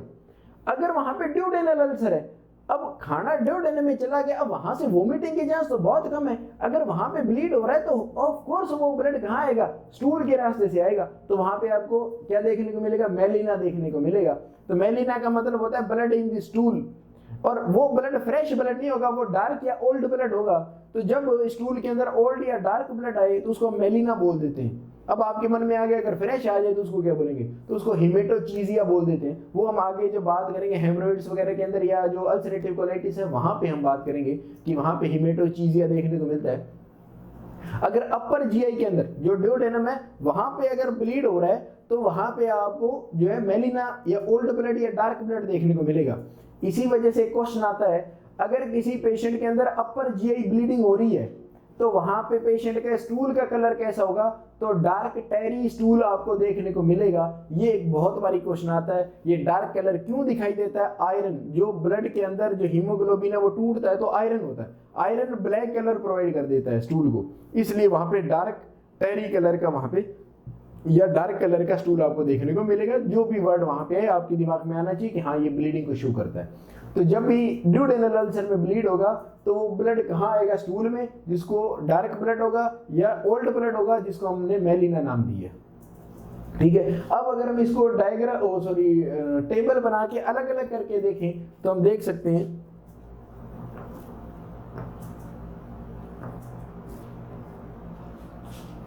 देखिएगा यहां से क्वेश्चन आने के बहुत चांस हैं। सबसे ज्यादा चांस यहीं से है कि अगर कोई पेप्टिक अल्सर में से क्वेश्चन आएगा वो यहीं से पूछा जाएगा। तो इसलिए हम इसके ऊपर थोड़ा सा फोकस और कर लेते हैं, इसको हम डिफरेंशिएट करके बता देते हैं, ठीक है। तो इसके अंदर पहला हम यहाँ पे देखें कि इसकी लोकेशन, तो यहाँ पे हमें गैस्ट्रिक अल्सर की पता लग जाएगी, यहाँ पे हमें ड्यूडेनल अल्सर की पता लग जाएगी। दूसरा हम यहाँ पे बोले कि जो पेन है उसकी जो इंटेंसिटी है वो कब बढ़ेगी और कब पेन जो है वो रिलीव हो जाएगा। तो इसकी इंटेंसिटी, या इसको इंटेंस बोल दो कि ये पेन इंटेंस कब होगा? इंटेंस पेन, इंटेंस का मतलब होता है बहुत ज्यादा पेन। इंटेंस कब होगा पेन और रिलीव कब होगा? पेन रिलीव कब होगा और इंटेंस कब होगा, और उसकी लोकेशन क्या है। और इसके अलावा यहाँ पे जो है मतलब हिमेटिमेसिस और जो मेलिना है उसके बारे में भी हमें देखने को मिलेगा। अब देखिएगा, अगर गैस्ट्रिक अल्सर है और अगर हम उसकी लोकेशन की बात करें तो हम बोल सकते हैं लेफ्ट टू एपिगैस्ट्रिक। जो एपिगैस्ट्रिक रीजन था उससे लेफ्ट साइड में होगा, तो हम लेफ्ट हाइपोकॉन्ड्रिक रीजन भी बोल सकते हैं, या हम इसको लेफ्ट अपर क्वाड्रेंट भी बोल सकते हैं। तो ये चीज आपको समझ आ गई। इसी तरह यहाँ पे लोकेशन की हम बात करें तो मिड एपिगैस्ट्रिक, जो एपिगैस्ट्रिक है वहां पे पेन होगा और उसके भी मिड पॉइंट में हमें ज्यादातर देखने को मिलेगा। तो मिड एपिगैस्ट्रिक रीजन के अंदर वहां पे आपको पेन देखने को मिलेगा। तो ये हमने लोकेशन में इन दोनों को डिफरेंशिएट कर दिया, ठीक है। अब ये कहता है अगर गैस्ट्रिक अल्सर है तो पेन इंटेंस कब होगा? जब पेशेंट खाना खाएगा। जब खाना खाएगा तो वो खाना स्टमक में आएगा तो ज्यादा एसिड सिक्रेशन होगा तो पेन ज्यादा होगा। तो पेन इंटेंस होगा जब पेशेंट ईटिंग करेगा, जब पेशेंट खाना खाएगा। और खाना खाने के कितने दौरान में पेन होगा, तो ईटिंग के 30 से 60 मिनट के अंदर अंदर वहां पे पेन दिखाई देगा। तो विद इन 30 to 60 मिनट्स यह पेन सबसे ज्यादा आपको कब फील होगा, जब पेशेंट खाना खाएगा और खाना खाने के 30 से 60 मिनट के अंदर अंदर आपको वहां पे पेन शो होगा। यहां पे पेन जो वो इंटेंस कब होगा, यहां पे पेन जब व्हेन फूड रीचेस ड्यूटेनम, जब फूड ड्यूटेनम में पहुंचता है तब। कब पहुंचेगा, तो यहां पे हम बोल सकते हैं 1 to 2 hours आफ्टर ईटिंग, खाना खाने के 1 से 2 घंटे बाद में वहां पे आपको पेन दिखाई देगा। यहाँ पे 30 से 60 मिनट में, यहाँ पे 1 से 2 घंटे बाद में। यहाँ पे कब होता है इंटेंस पेन, जब आप खाना खाते हो। यहाँ पे कब होगा, जब खाना ड्यूडेनम में पहुंचेगा। वो कब पहुंचेगा, खाना खाने के 1 से 2 घंटे बाद में। अब है पेन रिलीव कब होता है, अगर गैस्ट्रिक अल्सर किसी पेशेंट में है तो पेन रिलीव होगा जब पेशेंट वोमिटिंग करेगा, जब वो सारी HCl को बाहर निकाल देगा, तब वहां पे आपको क्या दिखाई देगा, रिलीफ दिखाई देगा। जबकि यहाँ पे रिलीफ कब होगा, जब पेशेंट ईटिंग करेगा। ईटिंग करेगा तो क्यों होगा, क्योंकि जब पाइलोरिक स्फिंक्टर बंद हो जाएगा तो अब स्टमक से HCl जो है वो ड्यूडेनम में नहीं जा पाएगा, जिसकी वजह से वहां पे आपको पेन के अंदर रिलीफ महसूस होगा। फिर आपसे पूछ ले कि हिमेटिमेसिस कौन से में कॉमन है, मेलिना कौन से में कॉमन है, तो गैस्ट्रिक अल्सर के अंदर हिमेटिमेसिस कॉमन है, ठीक है, और इसके अंदर मेलिना कॉमन है, मेलिना कॉमन है, ठीक है, ये चीज होगी। अब इनके अंदर एक है कि अगर आप मान लीजिए, सोचिए किसी पेशेंट ने डिनर किया रात को 8-1 बजे डिनर कर लिया, ठीक है, और डिनर करने के वो मतलब 9-1 बजे वहां पे सो गया वो पेशेंट, ठीक है, 9-1 बजे सो गया, उसको नींद आ गई। अब रात को 10-1 बजे या 10:30 बजे उस पेशेंट को पेन हो रहा है, उस पेशेंट को क्या हो रहा है, पेन हो रहा है, ठीक है, एक सिनेरियो हो गया। दूसरा सिनेरियो हो गया, पेशेंट ने रात को 10 बजे खाना खाया, 11 बजे वो सोने चला गया और 12-1 बजे या 12:30 बजे उस पेशेंट को पेन होना शुरू हो गया। तो अब उस पेशेंट को क्या हुआ कि वो नींद में से जागेगा, नींद में से जागेगा और उसको पेन हो रहा होगा, तो वो पेन के कारण नींद से उठ जाता है। इस वजह से इस पेन को हम क्या बोलते हैं कि एक तो ये बोल देते हैं कि ये स्लीप को डिस्टर्ब करता है, या इसको बोल देते हैं मिडनाइट पेन। कौन सा पेन है ये, मिडनाइट पेन, आधी रात को ये पेन होता है। तो मतलब ये 11-12 बजे आपको पेन देखने को मिलेगा, इस वजह से इसको आप मिडनाइट पेन बोलते हो। इसमें पेशेंट जो है वो अवेक हो जाता है ड्यू टू पेन, तो इसको आप ये भी बोल सकते हो पेशेंट अवेकन्स, जाग जाता है, patient awakens due to pain. Pain की वजह से पेशेंट जाग जाता है, किसमें, ड्यूडेनल अल्सर में, क्योंकि यूजुअली हम खाना खाने के घंटे 1.5 घंटे बाद में सो जाते हैं और ये पेन 2-1 घंटे बाद में शुरू होता है, तो आपको वहां पे पेन जो है वो नींद से जगा देगा, इसलिए इसको मिडनाइट पेन भी बोल देते हैं, या इसको बोल देते हैं कि ऐसा कौन सा अल्सर का दर्द है जो वहां पे पेशेंट को सोए हुए को उठा देता है, तो वो ड्यूडेनल अल्सर है जो सोए हुए पेशेंट को भी उठाता है, ठीक है। ये हम इन दोनों में डिफरेंस हमने यहाँ पे देख लिया, गैस्ट्रिक अल्सर का और ड्यूडेनल अल्सर का। इसमें हिमेटिमेसिस कॉमन है, इसमें मेलिना कॉमन है, ठीक है। बाकी इनकी लोकेशन, पेन कब ज्यादा तेज होगा, कब कम होगा, रिलीव होगा, ये सब चीजें हमने यहाँ पे बताई है। तो ये हमने गैस्ट्रिक अल्सर और ड्यूडेनल अल्सर के बारे में बात की। मोस्ट कॉमन ड्यूडेनल अल्सर होता है, उसके बाद में गैस्ट्रिक अल्सर जो है वो लेस कॉमन, और सबसे रेयर कौन सा है, वो है इसोफेजियल अल्सर। तो ये हमने यहाँ पे सिम्टम्स की बात कर ली। तो कॉमन सिम्टम हमने पहले देख लिए थे, और ये जो पेन के सिम्टम है ये हमने अब देख लिए। तो अगर हम देखें नॉर्मल सिम्टम हमने देखे यहाँ पे, एनोरेक्सिया, नोजिया, वोमिटिंग, इनडाइजेशन, खाना पचेगा नहीं पेशेंट को, जिसको डिस्पेप्सिया बोल दिया, सलाइवा ज्यादा हो रहा है, एब्डोमेन जो है वो फूला हुआ दिखाई दे रहा है, fluid electrolyte imbalance, of course होगा फ्लूइड इलेक्ट्रोलाइट इम्बैलेंस। क्यों होगा फ्लूइड इलेक्ट्रोलाइट इम्बैलेंस, क्योंकि जितना भी आप कुछ खा पी रहे हो वो बाहर जा रहा है, क्या कर रहे हैं, बाहर जा रहे हैं, ठीक है। इसके अलावा हिमेटिमेसिस, मेलिना, एनीमिया, पायरोसिस, वाटर ब्रेश, जो भी खट्टा खट्टा जो फ्लूइड है वो मुंह के अंदर आ रहा है, जो खट्टा मतलब डकारें आ रही है, वो सब यहाँ पे देखने मिलेगा। अब यहाँ पे एक अगर क्वेश्चन है, अगर पेशेंट बार बार वहां पे एसिड जो है वो बाहर फेंक रहा है वोमिटिंग के द्वारा, वोमिटिंग कर रहा है उसमें HCl आ रहा है, वोमिटिंग कर रहा है और उसमें HCl फेंक रहा है। अब जब एसिड्स शरीर से बाहर जा रहे हैं तो पेशेंट के अंदर एल्केलोसिस का खतरा रहता है, उसको बोल देते हैं मेटाबॉलिक एल्केलोसिस। क्या बोल देते हैं? Metabolic alkalosis. एक तो ये वजह है वोमिटिंग। उसके बाद में जब हम ट्रीटमेंट में आरटी एस्पिरेशन करते हैं तो उसमें भी यही खतरा रहता है कि पेशेंट के जो वहाँ पे सोडियम और पोटाशियम है वो वहाँ पे बाहर निकल जाते हैं, जिसकी वजह से पेशेंट के अंदर वहाँ पे जो है खतरा रहेगा। इसके अलावा यहाँ पे अगर इलेक्ट्रोलाइट की बात करें तो यहाँ पे हमें हाइपोकैलीमिया देखने को मिल सकता है, क्योंकि जब वहाँ पे वोमिट करेगा पेशेंट, वहाँ से एसिड के साथ साथ जो सोडियम और पोटाशियम ज़्यादा होते हैं वो भी शरीर से बाहर चले जाते हैं। तो यहाँ पे हाइपोनेट्रीमिया, हाइपोकैलीमिया और हाइपोक्लोरीमिया ये देखने को मिलेंगे कि ब्लड के अंदर क्लोराइड, पोटाशियम और सोडियम जो है ये तीनों कम हो जाते हैं अगर वहाँ पे पेशेंट जो है वो बहुत ज़्यादा वहाँ पे वोमिटिंग कर रहा है, तो उस वजह से आपको ये देखने को मिलेगा। ठीक है, यही सेम चीज वोमिटिंग, या आप बोल दो कि किसी पेशेंट के अंदर आरटी लगी हुई है, राइल्स ट्यूब लगी हुई है और उससे आप लगातार वहाँ पे कंटिन्यू सक्शनिंग करके उसको खाली कर रहे हो जो स्टमक के कंटेंट को, वहाँ पे भी आपको पोटाशियम, सोडियम और क्लोराइड का लेवल आपको कम दिखाई देगा, उसके साथ साथ HCl का लेवल कम दिखाई देगा, तो वहाँ पे मेटाबॉलिक एल्केलोसिस हो सकता है। उसके अलावा हाइपोकैलीमिया, हाइपोनेट्रीमिया और हाइपोक्लोरीमिया भी हो सकता है। अब अगर आपसे पूछ ले इन तीनों के अंदर से कॉमनली आपको कौन सा देखने को मिलेगा, तो आपको हाइपोकैलीमिया देखने को मिलेगा। कौन सा? हाइपोकैलीमिया। अगर पेशेंट बहुत ज्यादा वोमिटिंग कर रहा है या पेशेंट के अंदर आरटी लगाई हुई है और आरटी से आप फ्लूइड को और जितने भी गैस्ट्रिक कंटेंट्स हैं, ये गैस्ट्रिक जूस है, उसको बाहर निकाल रहे हो, तो उसके फ्लूइड के और कंटेंट के साथ इलेक्ट्रोलाइट भी बाहर आ रहे हैं, तो आपको सबसे ज्यादा कौन से इलेक्ट्रोलाइट में कमी या बहुत इंपॉर्टेंट जो इलेक्ट्रोलाइट है जिसकी कमी होने से बहुत ज्यादा मतलब फर्क पड़ेगा, तो वो है पोटाशियम। तो पोटाशियम वहां पे कम हो जाता है, जिसकी वजह से आपको हाइपोकैलीमिया देखने को मिलता है। क्या देखने को मिलता है? हाइपोकैलीमिया। तो ये आपको एक एडिशनल क्वेश्चन बता दिया कि अगर आप वैसे फंडामेंटल का ये क्वेश्चन है फ्लूइड एंड इलेक्ट्रोलाइट में आप वहां पे पढ़ोगे इस चीज को या आपने पढ़ लिया होगा, तो वो कहता है कि हाइपोकैलीमिया वहां पे आपको देखने को मिलता है अगर किसी पेशेंट में फ्रीक्वेंटली वोमिटिंग हो रही है या वहां पे किसी पेशेंट में फ्रीक्वेंटली आरटी एस्पिरेट कर रहे हैं, तो वहां पे हाइपोकैलीमिया, हाइपोनेट्रीमिया भी देखने को मिलेगा।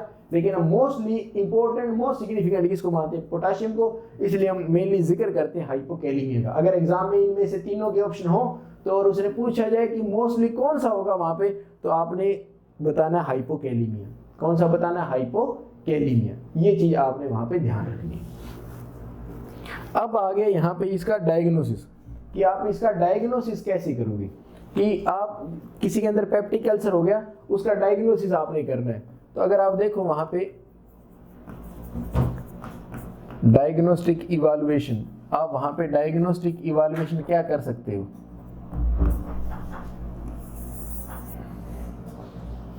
तो इसके अंदर कॉमन सेंस है, आप सबसे पहले पेशेंट की हिस्ट्री लोगे एंड फिजिकल एग्जामिनेशन कर लोगे आप।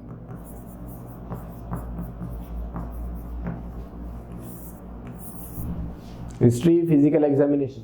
हिस्ट्री के अंदर वो आपको बता देगा कि भाई मेरी फूड हिस्ट्री ये है, ठीक है, या उसके आप पर्सनल हिस्ट्री लोगे तो आप वो अल्कोहल का बता देगा कि मैं अल्कोहल लेता हूँ, सिगरेट स्मोकिंग का बता सकता है, टोबैको च्यूइंग का बता सकता है, या वो NSAIDs जो भी ले रहा है उनके बारे में बता सकता है। एस्पिरिन अगर उस पेशेंट के अंदर लंबे समय से चल रही है तो भी वहां पे ये खतरा रहेगा।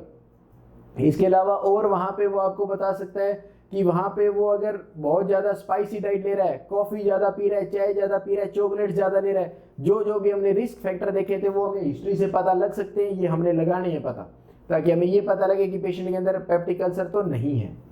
फिर आपने उसके अंदर फिजिकल एग्जामिनेशन किया तो वहां पे आपको, अगर वहां पे पेशेंट एनीमिक है तो आपको वहां पे एनीमिया वाले सिम्टम देखने को मिल सकते हैं। इसके अलावा अगर आपको वहां पे एब्डोमिनल डिस्टेंशन भी देखने को मिल सकता है, ठीक है। हिस्ट्री में आपको पेशेंट पेन बता सकता है, पेन खाने के दौरान होता है, खाने के कितनी देर बाद में होता है, पेन रिलीव कब होता है, ये सब चीजों से आप वहां पे अंदाजा लगा सकते हो कि पेशेंट के अंदर कौन सा अल्सर है, ठीक है। इन सब चीजों से, हिस्ट्री एंड फिजिकल एग्जामिनेशन से आप आइडिया लगा सकते हो। इसके बाद में अगर आप वहां पे ब्लड टेस्ट कराते हो तो वहां पे अगर आप CBC कराते हो, CBC कराओगे तो वहां पे अगर पेशेंट एनीमिक है तो वहां पे RBC का काउंट कम मिलेगा, हिमेटोक्रिट वहां पे वैल्यू कम मिलेगी, हीमोग्लोबिन कम मिलेगा। और अगर वहाँ पे इन्फेक्शन है, H पाइलोरी का इन्फेक्शन है, तो आपको ल्यूकोसाइट जो टोटल ल्यूकोसाइट काउंट है TLC है वो आपको वहाँ पे बढ़ी हुई मिलेगी। तो इसके अंदर अगर आप CBC वहाँ पे कराते हो तो आपको वहाँ पे क्या क्या मिलता है, RBC का जो काउंट है वो आपको कम मिलेगा। इसी तरह जो PCV पैक्ड सेल वॉल्यूम है, ठीक है, जो आपके वहाँ पे परसेंटेज है वो आपको पैक्ड सेल जो RBC के जो वैल्यू है परसेंट जो है वो कम मिलेगी आपको। PCV जो पैक्ड सेल वॉल्यूम है वो आपको कम मिलेगा, हीमोग्लोबिन आपको कम मिलेगा, और उसके अलावा बढ़ी हुई आपको क्या मिलेगी, टोटल ल्यूकोसाइट काउंट जो WBC है वो आपको क्या मिल जाएगी, बढ़ा हुआ मिल जाएगा वहाँ पे। तो टोटल ल्यूकोसाइट काउंट या TLC जो है वो आपको बढ़ी हुई मिलेगी। तो इतनी चीजें आप किससे पता लगा सकते हो, CBC से पता लगा सकते हो, ठीक है। तो TLC बढ़ी हुई मिलेगी, हीमोग्लोबिन कम क्योंकि एनीमिया पेशेंट में ब्लीड हो रहा है। PCV packed cell blood volume ये भी क्या है, परसेंटेज है कि कितने परसेंट जो सेल्स हैं वो वहाँ पे जो है मतलब नॉर्मली रहती है, उससे अगर कम होगी RBC, अगर डिस्ट्रक्शन हो रहा है, हीमोग्लोबिन कम हो रहा है तो पैक्ड सेल वॉल्यूम कम रहेगा और उसकी वजह से RBC तो कम हो ही रही है। तो ये तो नॉर्मली RBC का काउंट हो गया, और अगर परसेंटेज में देखते हैं तो उसे पैक्ड सेल वॉल्यूम बोल देते हैं। तो ये आपको वहाँ पे 4 चीजें देखने को मिलेगी। ब्लड टेस्ट, अब हमने और वहाँ पे क्या टेस्ट कराने हैं, अब हम वहाँ पे CBC करा ली हमने, उसमें हमें इन्फेक्शन वगैरह देखने को मिलेगी। आप पेशेंट के हिस्ट्री और फिजिकल एग्जामिनेशन से हमें पता लग रहा है कि है तो अल्सर पेशेंट के अंदर, ठीक है। अब आप अगर कोई प्राइवेट हॉस्पिटल है और उन्होंने पैसे कमाने हैं तो आप वहाँ पे USG करा सकते हो, CT स्कैन करा सकते हो, MRI करा सकते हो, सारी चीज़ें करवा सकते हो, ठीक है, कोई मना ही नहीं है। लेकिन अगर आपसे कोई पूछ ले कन्फर्मेटरी डायग्नोस्टिक टेस्ट क्या है, अगर पेप्टिक अल्सर का कन्फर्मेटरी डायग्नोसिस क्या है जिसके द्वारा आप पता लगा सकते हो कि पेशेंट के अंदर अल्सर है और वो अल्सर कौन सा है और वो उसकी ग्रेड क्या है, मतलब वो म्यूकोसा तक है, सब म्यूकोसा तक है, या वो वहां पे कॉम्प्लिकेशन के रूप में मसल और सिरोसा तक पहुंच गया। तो यहाँ पे हम जो कन्फर्मेटरी टेस्ट करते हैं वो है एंडोस्कोपी। ये एग्जाम में क्वेश्चन आया हुआ है कि पेप्टिक अल्सर डिजीज के अंदर कन्फर्मेटरी टेस्ट कौन सा है, तो वो है एंडोस्कोपी। तो इसको हम बोल सकते हैं यह कन्फर्मेटरी टेस्ट है। ये क्या है, कन्फर्मेटरी टेस्ट है। ये क्या है, कन्फर्मेटरी टेस्ट है, एंडोस्कोपी। अब बात आती है कि जी एंडोस्कोपी हम पेशेंट की करते हैं तो नर्सिंग रिस्पॉन्सिबिलिटी क्या क्या है, इसके ऊपर भी क्वेश्चन आता है। तो हमने वो क्वेश्चन भी जो है वो अच्छे से सोल्व करना है, उसको सही करना है। तो हम अब एंडोस्कोपी के बारे में हल्की सी बात कर लेते हैं। अब देखिएगा, नॉर्मल आपने सुना होगा कि पेशेंट के जाते हैं जाके और पेशेंट के उसने एंडोस्कोपी कर दी। अच्छा, एंडोस्कोपी में होता क्या है, करते क्या है, तो वो कहते हैं एंडोस्कोपी में हम एक एंडोस्कोप डालते हैं। क्या डालते हैं, एंडोस्कोप। ये एंडोस्कोप क्या, एक हल्की सी पतली सी एक पाइप होती है, वो हम मुंह के रास्ते से पेशेंट की ईसोफेगस से होते हुए स्टमक और ड्यूडेनम तक हम जाके देखते हैं। तो ये एंडोस्कोप है, उससे देखते हैं तो उसको हमने स्कोपी बोल दिया। तो हमने एंडोस्कोप की मदद से वहाँ पे जो है अल्सर देखना है कि वहाँ पे है कि नहीं है। तो साथ में मॉनिटर लगा हुआ रहता है, जैसे ही हम, और इस एंडोस्कोप के ऊपर कैमरा होता है, जैसे ही वो ट्यूब जो है माउथ से ईसोफेगस तक, स्टमक तक और ड्यूडेनम तक जाती है तो वहाँ पे इमेज जो है वो कैमरा इमेज लेता रहता है, और वहाँ पे जो मॉनिटर पड़ा होता है, कंप्यूटर पड़ा होता है, उसके ऊपर उसकी इमेज आती रहती है, और जो रेडियोलॉजिस्ट है वो वहाँ पे देखता रहता है कि वहाँ पे जो है ईसोफेगस की जो म्यूकोसा है वो पूरी तरह से इंटीग्रेट है, वहाँ पे कोई ब्रेक डाउन तो नहीं है, स्टमक के अंदर कोई ब्रेक डाउन तो नहीं है, और ड्यूडेनम में कोई ब्रेक डाउन तो नहीं है। ये चीज़ हम देखते हैं। इसके अलावा जब हम एंडोस्कोप डालते हैं तो हो सकता है हम वहाँ से एक स्किन का टुकड़ा उठा लें जहाँ पे हमें अल्सर लगता है, और हम वहाँ पे उसकी बायोप्सी भी करवा सकते हैं। तो एंडोस्कोपिक बायोप्सी बोलते हैं इसको। अगर एंडोस्कोप डाल के और वहाँ से अगर हम कोई टिश्यू का टुकड़ा वहाँ से उठा लेते हैं तो हम उसको बोल देते हैं बायोप्सी। और वो किसके द्वारा कर रहे हैं, एंडोस्कोप की मदद से, तो हम उसको एंडोस्कोपिक बायोप्सी भी बोलते हैं। उस बायोप्सी से हम क्या चेक कर सकते हैं, उससे हम हिस्टोलॉजिकल एग्जामिनेशन कर सकते हैं कि उस पेशेंट के अंदर कहीं गैस्ट्रिक कैंसर तो नहीं है, उस पेशेंट में कहीं ड्यूडेनल कैंसर तो नहीं है, उस पेशेंट में कहीं इसोफेजियल कैंसर तो नहीं है। जहाँ पे भी अल्सर मिले उस अल्सर के आसपास की स्किन को भी वहाँ से उठा लेते हैं। अल्सर वाली को तो उठाना ही है, साथ वाली को, तो उन दोनों में कंपैरिजन करके हम देख सकते हैं। तो जहाँ पे भी आपको अल्सर लगे वहाँ से आप स्किन का एक टुकड़ा भी ले सकते हो, अगर वहाँ पे आपको डाउटफुल लगता है तो। यूजुअली नहीं लेते, लेकिन अगर हमें ऐसा लगता है कि यार हो सकता है वहाँ पे कैंसर वगैरह हो, तो हम वहाँ से बायोप्सी भी कर सकते हैं, तो उसको एंडोस्कोपिक बायोप्सी बोलते हैं। ये एक ऐसे आपको बता दिया। अब आपने एंडोस्कोप की मदद से वहां पे अल्सर को देख लिया, इसलिए हमने कराया और ये कन्फर्मेटरी है।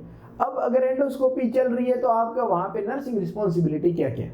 तो सबसे पहली नर्सिंग रिस्पॉन्सिबिलिटी ये है कि पेशेंट को एनबीएम रखना है। ये एग्जाम में आया हुआ क्वेश्चन है एंडोस्कोपी के बारे में, एनबीएम या एनपीओ, नथिंग पर माउथ या नथिंग बाय माउथ या नथिंग पर ओरल, ठीक है। एनबीएम या एनपीओ रखना है, ठीक है जी, रख देंगे, पर ये तो बताओ कि कितने टाइम तक रहना है? तो वो कहता है कम से कम 4 से 6 घंटे तक रखना है। एनबीएम या एनपीओ 4 to 6 आवर्स, 4 से 6 घंटे तक आपने पेशेंट को एनबीएम रखना है, कुछ खिलाना पिलाना नहीं है। अब अगर हमारे मन में एक सवाल जवाब आए, भाई अगर हम उनको खिला देंगे तो क्या हो जाएगा? तो वो कहता है कि अगर आप उसे खिला दोगे तो स्टमक भरा हुआ रहेगा, तो जो आपने कैमरा डाला एंडोस्कोप के साथ वो फोटो किसकी खींचेगा? खाने की खींचेगा। म्यूकोजा तो उसको दिखेगी नहीं क्योंकि उसके ऊपर तो खाना आ गया। तो इसलिए पेशेंट को 4 से 6 घंटे हम खाली पेट रखते हैं। दूसरा इसमें रीजन जो है वो एस्पिरेशन का भी रहता है कि एस्पिरेट कर जाएगा, लेकिन वो रिस्क कम है। मेन ये रहता है कि आप जो कैमरे से फोटो जो है वो भरी हुई नहीं आ पाती है, ये एक रीजन वहाँ पे रहता है। तो एक तो हमने एनबीएम रख दिया। दूसरा वो कहता है ये एक इन्वेजिव प्रोसीजर है। अगर आप पेशेंट के अंदर बायोप्सी वगैरह का कोई सैंपल लेते हो साथ में एंडोस्कोप से, तो अगर उसे इसके लिए आप क्या करते हो, पहले ये कंसेंट भरवा लेते हो पेशेंट से। क्या भरवा लेते हो? कंसेंट की भी अगर हमें वहाँ पे कुछ एबनॉर्मलिटी लगी तो हम वहाँ से कोई टिश्यू का टुकड़ा भी उठा सकते हैं एंडोस्कोप के मदद से, मतलब बायोप्सी कर सकते हैं। तो ये हम वहाँ पे कंसेंट भी ले सकते हैं। ये कंसेंट लेना हमारी रिस्पॉन्सिबिलिटी नहीं है, हमारा काम नहीं है, ये काम फिजिशियन का है, वो लेगा अपनी मर्जी से। आपका काम है कि आपने ये चेक करना है कि वो कंसेंट लिया हुआ है कि नहीं है। अगर नहीं है तो आप उसको बोलो फिजिशियन को, भाई आप वहाँ से कंसेंट जो है पहले पेशेंट का लीजिए, उसके बाद में प्रोसीजर करेंगे, क्योंकि विदाउट कंसेंट आप पेशेंट का प्रोसीजर नहीं कर सकते। तो आपने क्या करना है? चेक करना है। चेक क्या चेक करना है कि क्या वहाँ पे वेदर द इन्फॉर्म्ड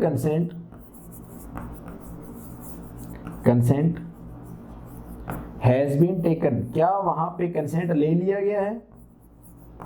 ये आपने वहां पे क्या करना है? चेक करना है या वेरीफाई करना है। आपने वहां पे या तो चेक करना है उसको, या आप बोल सकते हो वेरीफाई करना है कि वहां पे कंसेंट है कि नहीं है। याद रखना हमारा काम चेक करना या वेरीफाई का है, कंसेंट लेने का काम हमारा नहीं है, वो काम फिजिशियन का, ठीक है। एनबीएम रखना है, चेक कर देना है। इसके अलावा हम वहां पे अगर देखें कि पेशेंट को पोजीशन कौन सी देंगे, तो हम यूजुअली पेशेंट को जो है वो लेफ्ट लेटरल पोजीशन हम वहाँ पे पेशेंट को दे देते हैं। कौन सी पोजीशन दे देते हैं? लेफ्ट लेटरल पोजीशन जो है हम पेशेंट को यूजुअली वहाँ पे प्रोवाइड कर देते हैं। तो आप लिख सकते हो लेफ्ट लेटरल जो पोजीशन है वो आप वहाँ पे पेशेंट को दे सकते हो। कौन सी पोजीशन दे देते हैं? लेफ्ट लेटरल पोजीशन वहाँ पे हम दे देते हैं। अब ये कहता है कि अगर आपके कोई माउथ के अंदर आप इमेजिन करो कोई चीज़ आपके डाले, तो वो कितना मतलब अनईजीनेस, डिस्कम्फर्ट आपको होगा, आप मतलब किस तरह से इरिटेट वगैरह हो जाओगे। तो उस चीज़ को रोकने के लिए हम वहाँ पे 2 तरीके यूज़ करते हैं। या तो जो एंडोस्कोप है वहाँ पे जो जाइलोकेन जेली आती है या लिग्नोकेन जेली आती है, उन जेली से आप पूरी उस ट्यूबिंग को क्या करते हैं, मतलब मिक्स तो नहीं, उसके ऊपर जो है मतलब हम वहाँ पे उसको मतलब अप्लाई करते हैं लिग्नोकेन या जाइलोकेन जेली को। तो उसको करने से क्या है कि लिग्नोकेन या जाइलोकेन जेली क्या है, एक लोकल एनेस्थेटिक है, तो वो वहाँ पे आपको जो है पता नहीं लगने देगी कि वहाँ पे आपके अंदर कोई ट्यूब वगैरह वहाँ पे डाल रहे हैं, एक रीज़न। दूसरा, हम आजकल वहाँ पे क्या करते हैं कि ट्यूबिंग के वो नहीं लगा के हम क्या करते हैं, लोकल जाइलोकेन स्प्रे आता है, वो माउथ के अंदर जो है हम जाइलोकेन स्प्रे जो है वो हम वहाँ पे अप्लाई कर देते हैं। जैसे जाइलोकेन स्प्रे करेंगे तो वो लोकल एनेस्थेटाइज का काम करेगा, तो वो एनेस्थीसिया वहाँ पे हो जाएगा लोकली, और वहाँ पे आप क्या कर सकते हो, जो एंडोस्कोप है वो इजीली वहाँ पे इंसर्ट कर सकते हो, एक रीज़न। कई बार क्या होता है कि कोई पेशेंट होते हैं वो यूजुअली महिलाएं हैं या जो बच्चे वगैरह हैं, तो उनके अंदर हमें जनरल एनेस्थीसिया दे के भी वहाँ पे एंडोस्कोपी करनी पड़ सकती है। तो हम एंडोस्कोपी विदाउट एनेस्थीसिया भी कर सकते हैं और विद एनेस्थीसिया भी करते हैं, ठीक है। अब दूसरी बात, यूजुअली चलो जनरल एनेस्थीसिया तो हम बहुत रेयर केस में देते हैं, यूजुअली हम जो लोकल एनेस्थीसिया देते हैं, जो स्प्रे कर दिया, तो उससे हमें क्या होगा कि जो हमारा जो गैग रिफ्लेक्स है वो हमारा वहां पे इफेक्ट हो जाएगा। कौन सा इफेक्ट हो जाएगा? Gag reflex. कि कोई भी चीज अगर वो आपके ट्रेकिया के अंदर या जो आपका रेस्पिरेटरी जो पाथ है उसके अंदर जा रही है तो आप वापस उसको बाहर की तरफ फेंकते हो, ठीक है। तो वो चीजें जो है अब वो वहां पे नहीं हो पाएगी कुछ समय के लिए, क्योंकि वहां पे आपने क्या दे दिया, लोकल एनेस्थीसिया दे दिया, वहां पे आपने लोकल एनेस्थीसिया का स्प्रे दिए हुए। तो जब भी आपने प्रोसीजर कर दिया, प्रोसीजर करने के बाद में पेशेंट को कुछ भी खिलाना पिलाना है तो उससे पहले आपने ये चेक करना है कि पेशेंट के अंदर गैग रिफ्लेक्स आया है कि नहीं आया, ये क्वेश्चन आता है। तो यहाँ पे हम यूजुअली यूज करते हैं लोकल एनेस्थीसिया। अब वो एनेस्थीसिया आप जेली से भी दे सकते हो, स्प्रे से भी दे सकते हो, ठीक है। पोजीशन दे दी लोकल एनेस्थीसिया। इसकी ड्यूरेशन ये कितने टाइम में हो जाएगा भाई, ये कहता है यूजुअली ये 2 से 3 मिनट लगते हैं, तो आप इसको 3 to 5 मिनट्स बोल दो कि ये एंडोस्कोपी से आप देख सकते हो 3 से 5 मिनट में, बस इतने में देख लेना है आपने, कुछ नहीं करना। बस यही मेन है कि आपने चेक कर लेना है एनबीएम है क्या पेशेंट, कंसेंट है क्या पेशेंट के पास, पोजीशन आपने दिला देनी है, लोकल एनेस्थीसिया वहां पे दे दिया जाएगा जिससे पेशेंट जो है वो एंडोस्कोप से आप अंदर डालेंगे और वहां पे उसका इमेज देख लेंगे, और वहां से अगर सैंपल लेना है तो आप वहां पे बायोप्सी का सैंपल भी ले सकते हो। ये तो हो गया, आपने कर दिया। अब है